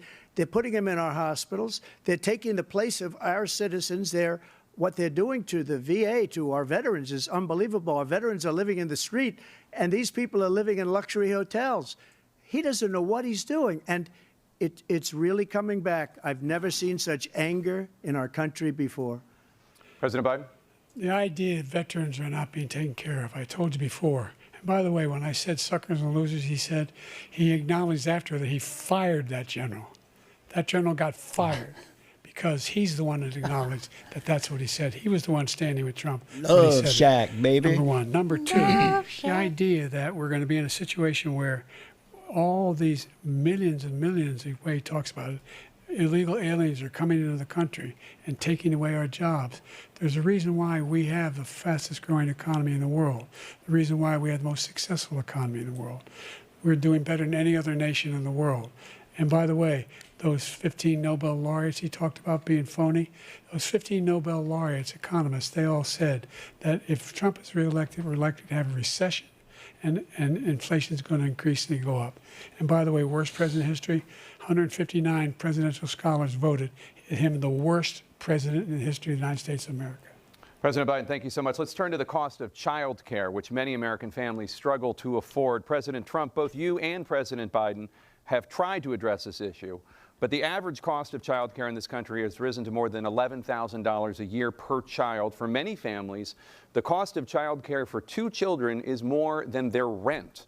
In your second term, what would you do to make child care more affordable? Just to go back, the general got fired because he was no good. And if he said that, that's why he made it up. But we have 19 people that said I didn't say it, and they're very highly respected, much more so than him. The other thing is, he doesn't fire people. He never fired people. I've never seen him fire anybody. I did fire a lot. I fired Comey because he was no good. I fired a lot of the top people at the FBI, drained the swamp. They were no good. Not easy to fire people. You'd pay a price for it, but they were no good. I inherited these people. I didn't put them there. I didn't put Comey there. He was no good. I fired him. This guy hasn't fired anybody. He never fires. He should have fired every military man that was involved with that Afghan the Afghanistan horror show, the most embarrassing moment in the history of our country. He didn't fire. Did you fire anybody? Did you fire anybody that's on the border that's allowed us to have the worst border in the history of the world? Did anybody get fired for allowing 18 million people, many from prisons, many from mental institutions? Did you fire anybody that allowed our country to be destroyed? Joe, our country is being destroyed as you and I sit up here and waste a lot of time on this debate. This shouldn't be a debate. He is the worst president. He just said about me because I said it. But look, he's the worst president in the history of our country. He's destroyed our country. Now all of a sudden he's trying to get a little tough on the border. He came out with a nothing deal, and it reduced it a little bit, like this much. It's insignificant. He wants open borders. He wants our country to either be destroyed or he wants to pick up those people as voters. And I don't think we just can't let it happen. If he wins this election, our country doesn't have a chance, not even a chance, of coming out of this rut. We probably won't have a country left anymore. That's how bad it is. He is the worst in history by far. Thank you, President Trump. President Biden? We're the most admired country in the world. We're the United States of America. No. There's nothing beyond our capacity. We have the finest military in the history of the world, the finest in the history of the world. No one thinks we're weak. No one wants to screw around with us. Putin does. He's living in his own universe. Number two, the idea that we're talking about worst presidents. I wasn't joking. Look it up. Go online. 159 or 58, don't hold me the exact number, presidential historians, they've had meetings and they voted who was the worst president in American history. They did. They had meetings. They voted. The worst.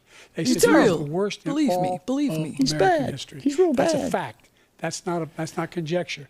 That's You not can an argue me argument, wrong, but Joe. That's what they voted. That's not The an idea argument. that he is doing anything to deal with child care. He did for virtually nothing to child care. We should significantly increase the child care Joe tax wants to credit. take care of your We should children. significantly increase the availability of women and men or single parents to be able to go back to work, and we should encourage businesses to have. Thank you, President child care Biden. facilities. President Trump, the question was about what would you do to make child care more affordable, if you want to take your minute. Just so you understand, we have polling, we have other things that they rate him the worst because what he's done is so bad. And they rate me, I'll show you, I will show you, and they rate me one of the best, okay? And if I'm given another 4 years, I will be the best. I think I'll be the best. Nobody's ever created an economy like us. Nobody ever cut taxes like us. He's the only one I know. He wants to raise your taxes by 4 times. He wants to raise everybody's taxes by 4 times. He wants the Trump tax cuts to expire. So everybody, including the two of you, are going to pay 4 to 5 times. Nobody ever heard of this before. All my life, I'd grow up and I'd see politicians talking about cutting taxes. When we cut taxes, as I said, we did more business. Apple and all these companies, they were bringing money back into our country. The worst president in history by far, and everybody knows it. President Biden? Look, the fact of the matter is that he's dead wrong about, he's increased the tariff, he will increase the taxes on middle-class people. I said I'd never raise the tax on anybody making less than $400,000. I didn't. But this tariff is 10% tariffs. Everything coming into the country, you know what the economists say?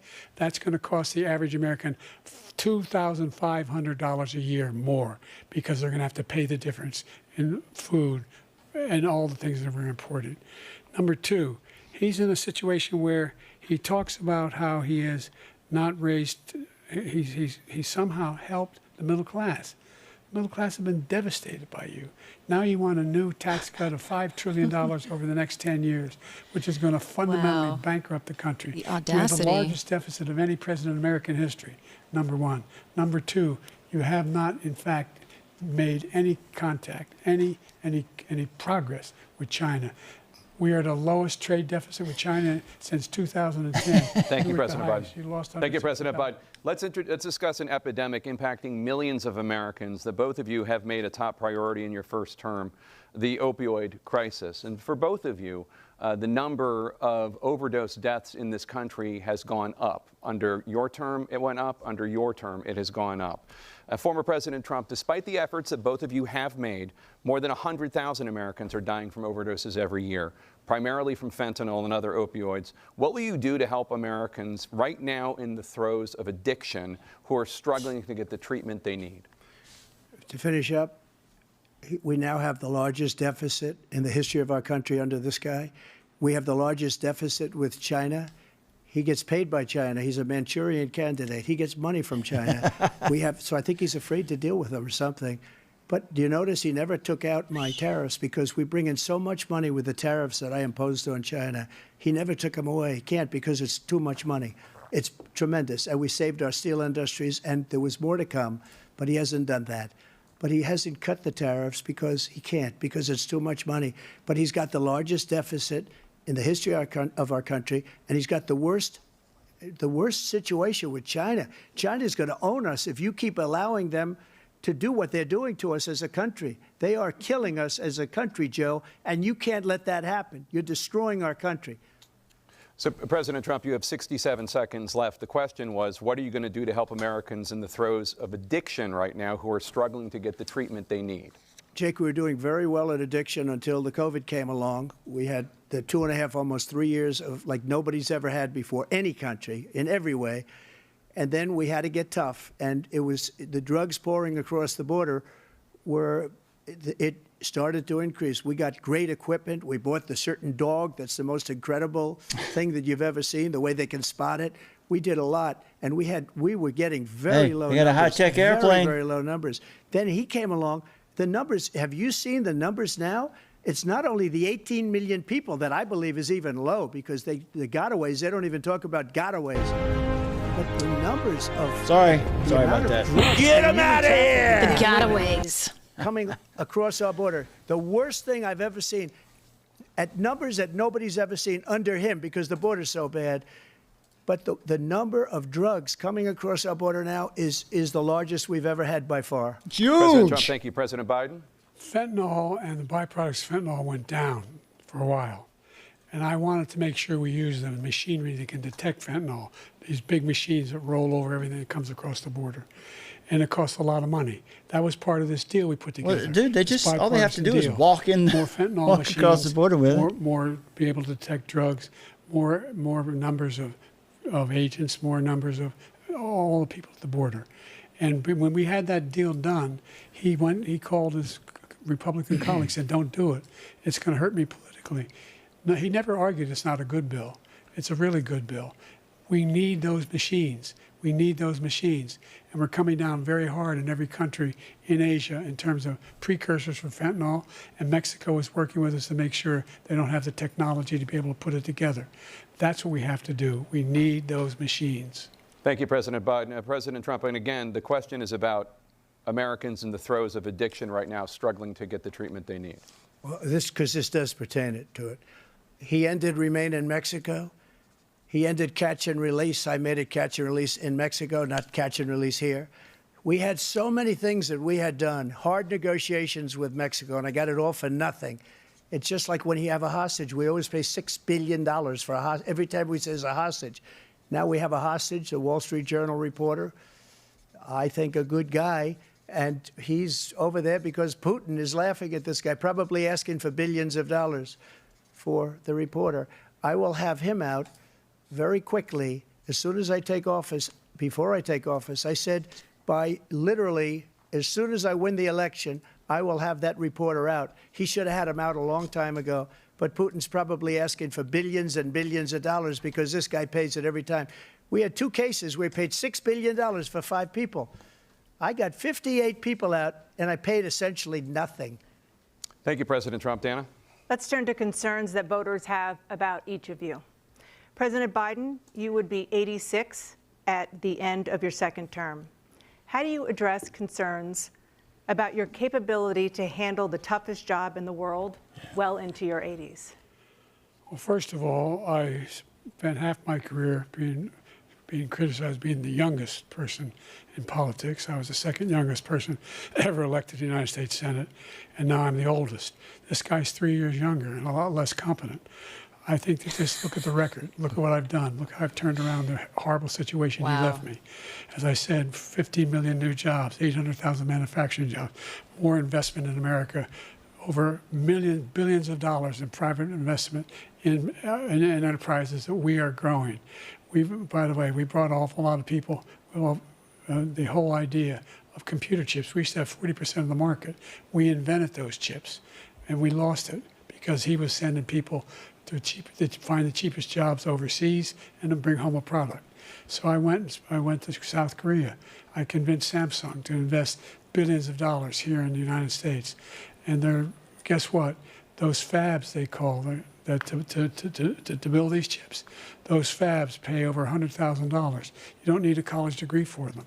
And there's billions, about $40 billion already being invested and being built right now in the United States, creating significant jobs for Americans from all over the world. President Biden, you have 40 seconds left. Would you like to add anything? Yeah, I would. The idea that somehow we are this failing country. I never heard a president talk like this before. We're the envy of the world. Name me a single major country president who wouldn't trade places with the United States of America for all our problems and all our opportunities. We're the most progressive country in the world in getting things done. We're the strongest country in the world. We're a country in the world who keeps our word, and everybody trusts us. All of our allies and those who he coddles up to, from Kim Jong-un, who he sends love letters to, and Putin, etc. They don't want to screw around with us. Thank you. Former President Trump, to follow up, you would be 82 at the end of your second term. What do you say to voters who have concerns about your capabilities to serve? Well, I took 2 tests, cognitive tests. I aced them, both of them, as you know. We made it public. He took none. I'd like to see him take one, just one, a real easy one. Like go through the first 5 questions. He couldn't do it. But I took 2 cognitive tests. I took physical exams every year. And, you know, we knock on wood wherever we may have wood, that I'm in very good health. I just won 2 club championships, not even senior, 2 regular club championships. To do that, you have to be quite smart, and you have to be able to hit the ball a long way. And I do it. He doesn't do it. He can't hit a ball 50 yards. He challenged me to a golf match. He can't hit a ball 50 yards. I think I'm in very good shape. I feel that I'm as in good a shape as I was 25, 30 years ago. Actually, I'm probably a little bit lighter, but I'm in as good a shape as I was years ago. I feel very good. I feel the same. But I was willing to take a cognitive test. And you know what? If I didn't do well, I aced them. Dr. Ronnie Jackson, who's a great guy when he was White House doctor. And then I took another one, a similar one. And one of them said they've never seen anybody ace him. Thank you. President Biden? You can see he is 6'5" and only 223 pounds, or 235 pounds. Well, you said 6'4". Oh my 200. gosh. Well, anyway, that's what anyway, just take a look at what he says he is, and take a look at what he is. Going to be the brunt of Look, many I'd be happy jokes. to have a driving contest with him. The reason I got my handicap, which when I was vice president, down to a 6. But by the way, I told you before, I'm happy to play golf with you if you carry your own bag. Think you can do it?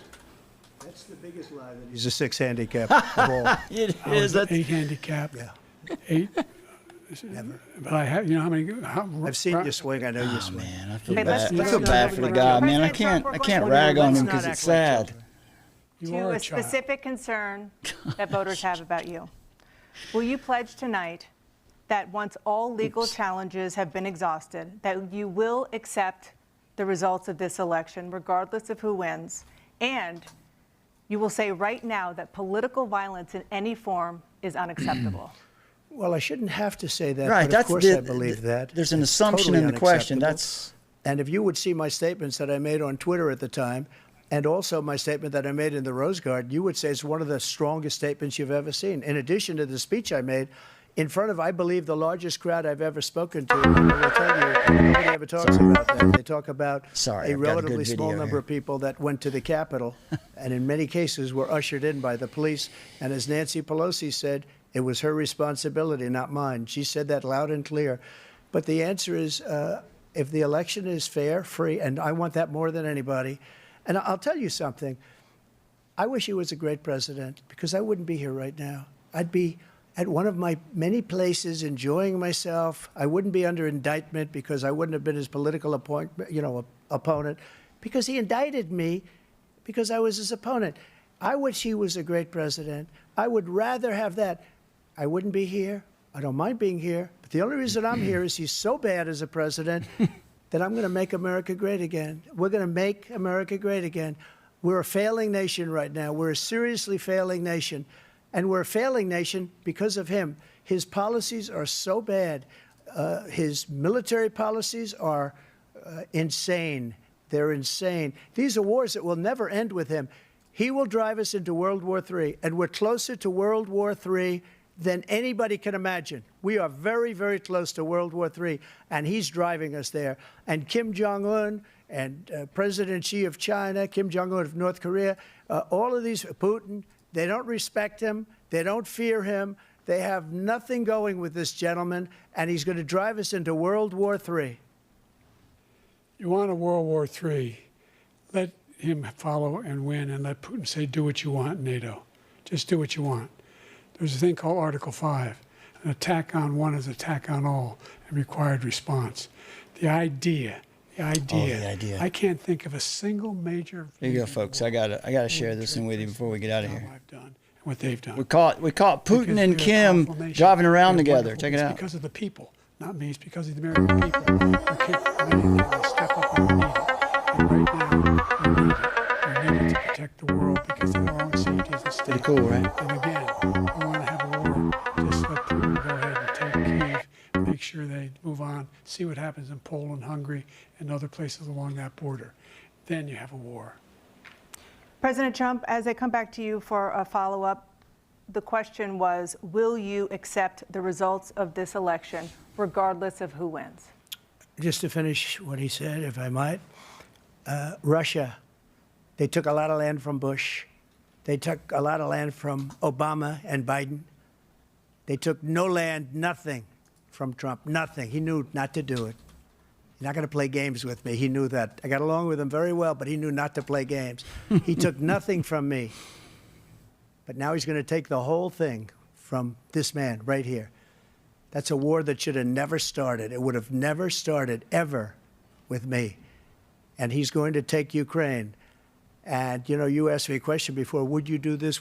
He's got us in such a bad position right now with Ukraine and Russia because Ukraine's not winning that war.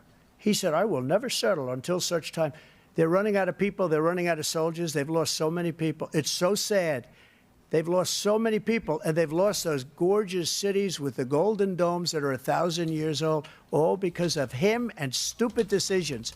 Russia would have never attacked if I were President president. Trump, the question was, will you accept the results of the election, regardless of who wins? Yes or no, please. If it's a fair and legal and good election, absolutely. I would have much rather accepted these, but the fraud and everything else was ridiculous. And if you want, we'll have a news conference on it in a week, or we'll have another one of these in a week. But I will absolutely, there's nothing I'd rather do. It would be much easier for me to do that than I'm running again. I wasn't really going to run until I saw the horrible job he did.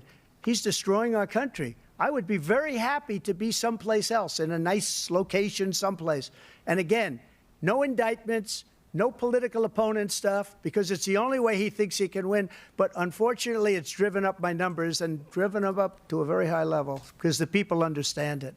Well, let's see what your numbers are when this election is over. Yeah, I guess we will. That's exactly what when you lost the first time. You continued, you appealed and appealed to courts all across the country. Not one single court in America he's threatening him. said any of your claims had any merit, state or local, none. But you continue. We'll see where your numbers are. This lie. We got a little about something up our somehow there's sleeve. all this misrepresentation. We all got a this little stealing. muscle in that There's courtroom. no evidence of that at all. And I tell you what, I doubt whether you'll accept it because you're such a whiner. The idea, if you lose again, hey, there's a good argument, isn't it? You can't stand the loss. Something snapped in you when you lost the last time. I think Biden feels crunchy. We'll be right back with more from the CNN presidential debate, live from Georgia. All right, we're at 90 minutes here. And that's as long as the debate was supposed to be. C-SPAN Now is a free mobile all right, app can you not play featuring that your one video unfiltered with view of what's happening in Putin Washington. and driving Live and around? on That's pretty awesome. Yeah, if folks haven't seen that.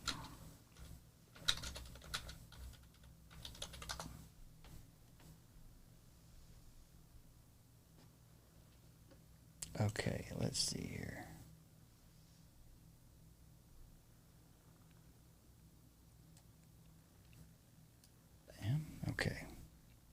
So we'll just jump over here to this. All right, folks. Check it out. Propaganda. Time for your moment of bliss.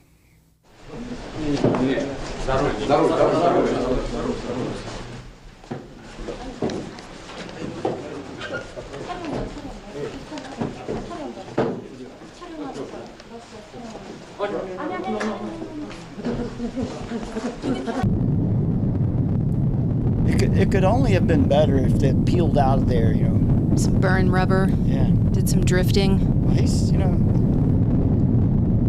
It's not really holding in the line too well. A little bit of drift over the lane.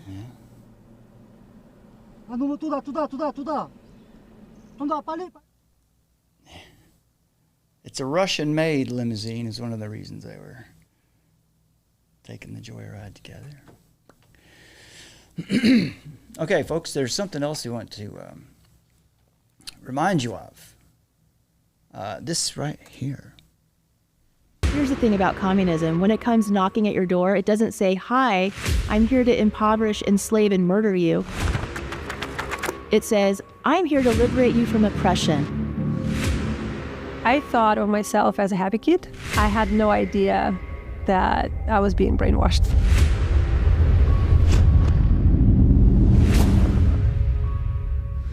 So the KGB agents would go into the church and then rise up. That's right. All of them is infiltrated. This was a rape of the body of Christ.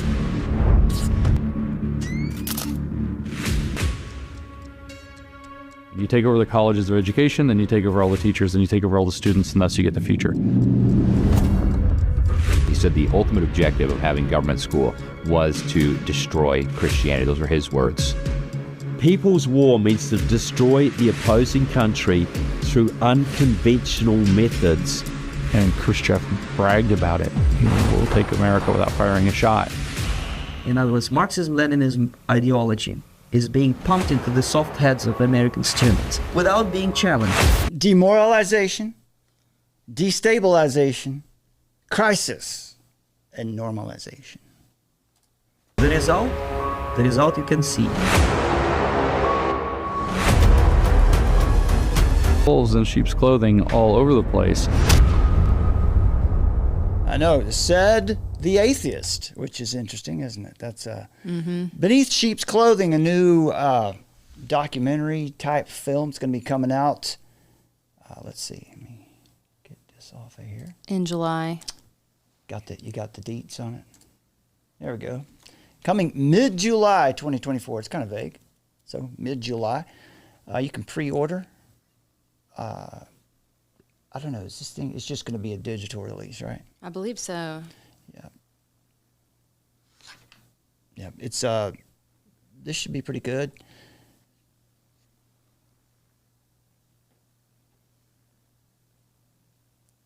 Lisa Logan is awesome. We've talked to you guys about her work before. There she is. Yeah, the federal plan. She's the one that wrote the article about that. The Wellbeing Economy Alliance. Yeah, that brought that out into the open. And of course, James Lindsay's been doing great work. Alex Newman. Alex Newman, yeah, from Liberty Sentinel. Are they back from the break yet? Yeah, I don't know. I think we're. It's about 150 degrees in the studio, and the camera's probably gonna. Brad's dying. Slowly withering. Yeah, let's see. Every senior, no matter how much prescription they need, you know what that did? That reduced the federal debt by $160 billion over 10 years because the government doesn't have to pay the exorbitant prices. I'm going to make that available to every senior all along. It's happening now, and everybody in America. He wants to get rid of that. I'm going to make sure that we have childcare. This poor man might not make it to the election, and he's talking about what he's going to do in the next 4 years. What we're doing on lead pipes and all the things that are causing health problems for people across the country. We're going to continue to fight to bring down inflation and give people a break. Thank you, President Biden. President Trump, you now have 2 minutes for your closing statement. Like so many politicians, this man is just a complainer. He said, we want to do this, we want to do that, we want to get rid of this tax, that tax. But he doesn't do anything. He doesn't do, all he does is make our country unsafe by allowing millions and millions of people to pour in. Our military doesn't respect him. We look like fools in Afghanistan. We didn't stop Israel. It was such a horrible thing that would have never happened. It should have never happened. Iran was broke. Anybody that did business with Iran, including China, they couldn't do business with the United States. They all passed. Iran was broke. They had no money for Hamas or Hezbollah, for terror, no money whatsoever. Again, Ukraine should have never happened. He talks about all this stuff, but he didn't do it. For 3.5 years, we're living in hell. We have the Palestinians and we have everybody else rioting all over the place. You talk about Charlottesville.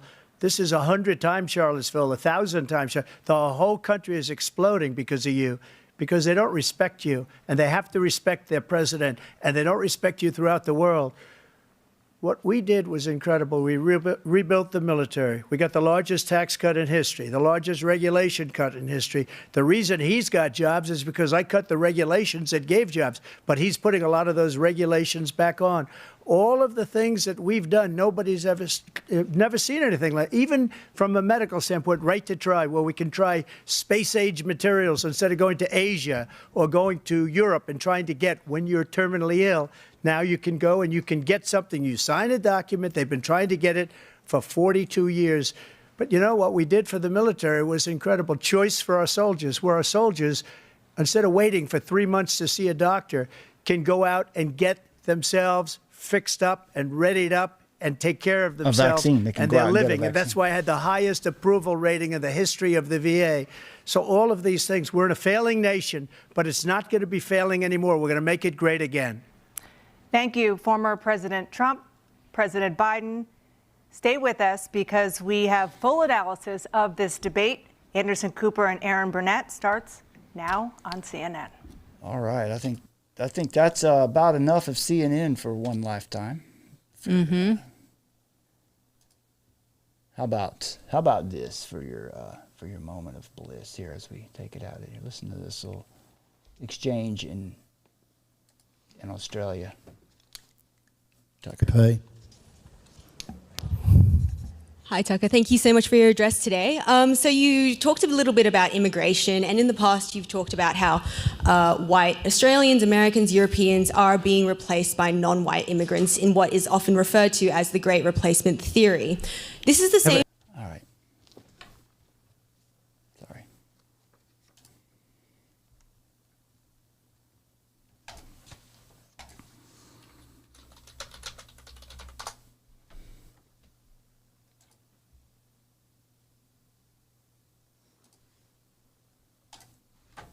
Hear me.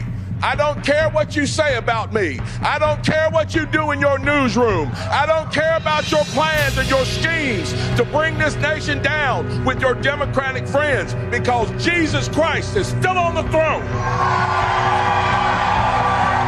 Are there reporters in this room somewhere? Write your stories, tell your lies, tell your half-truths.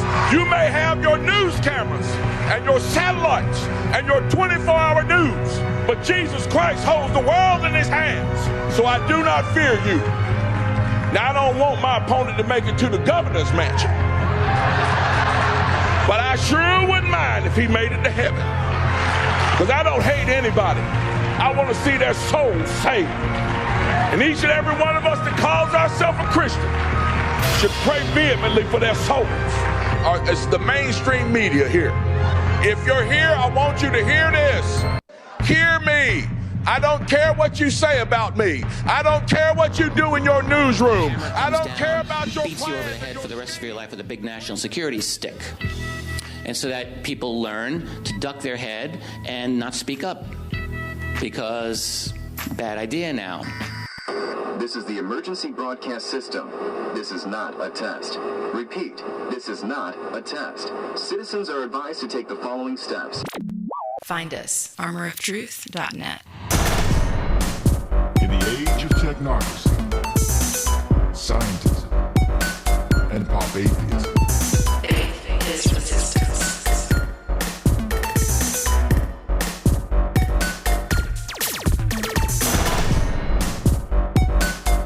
Nietzsche, of course, announced the death of God and called for the birth of the Superman who would take humanity to new heights and to create a new world order.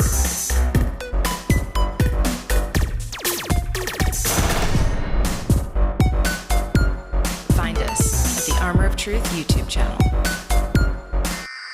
This is not a test. Repeat, this is not a test.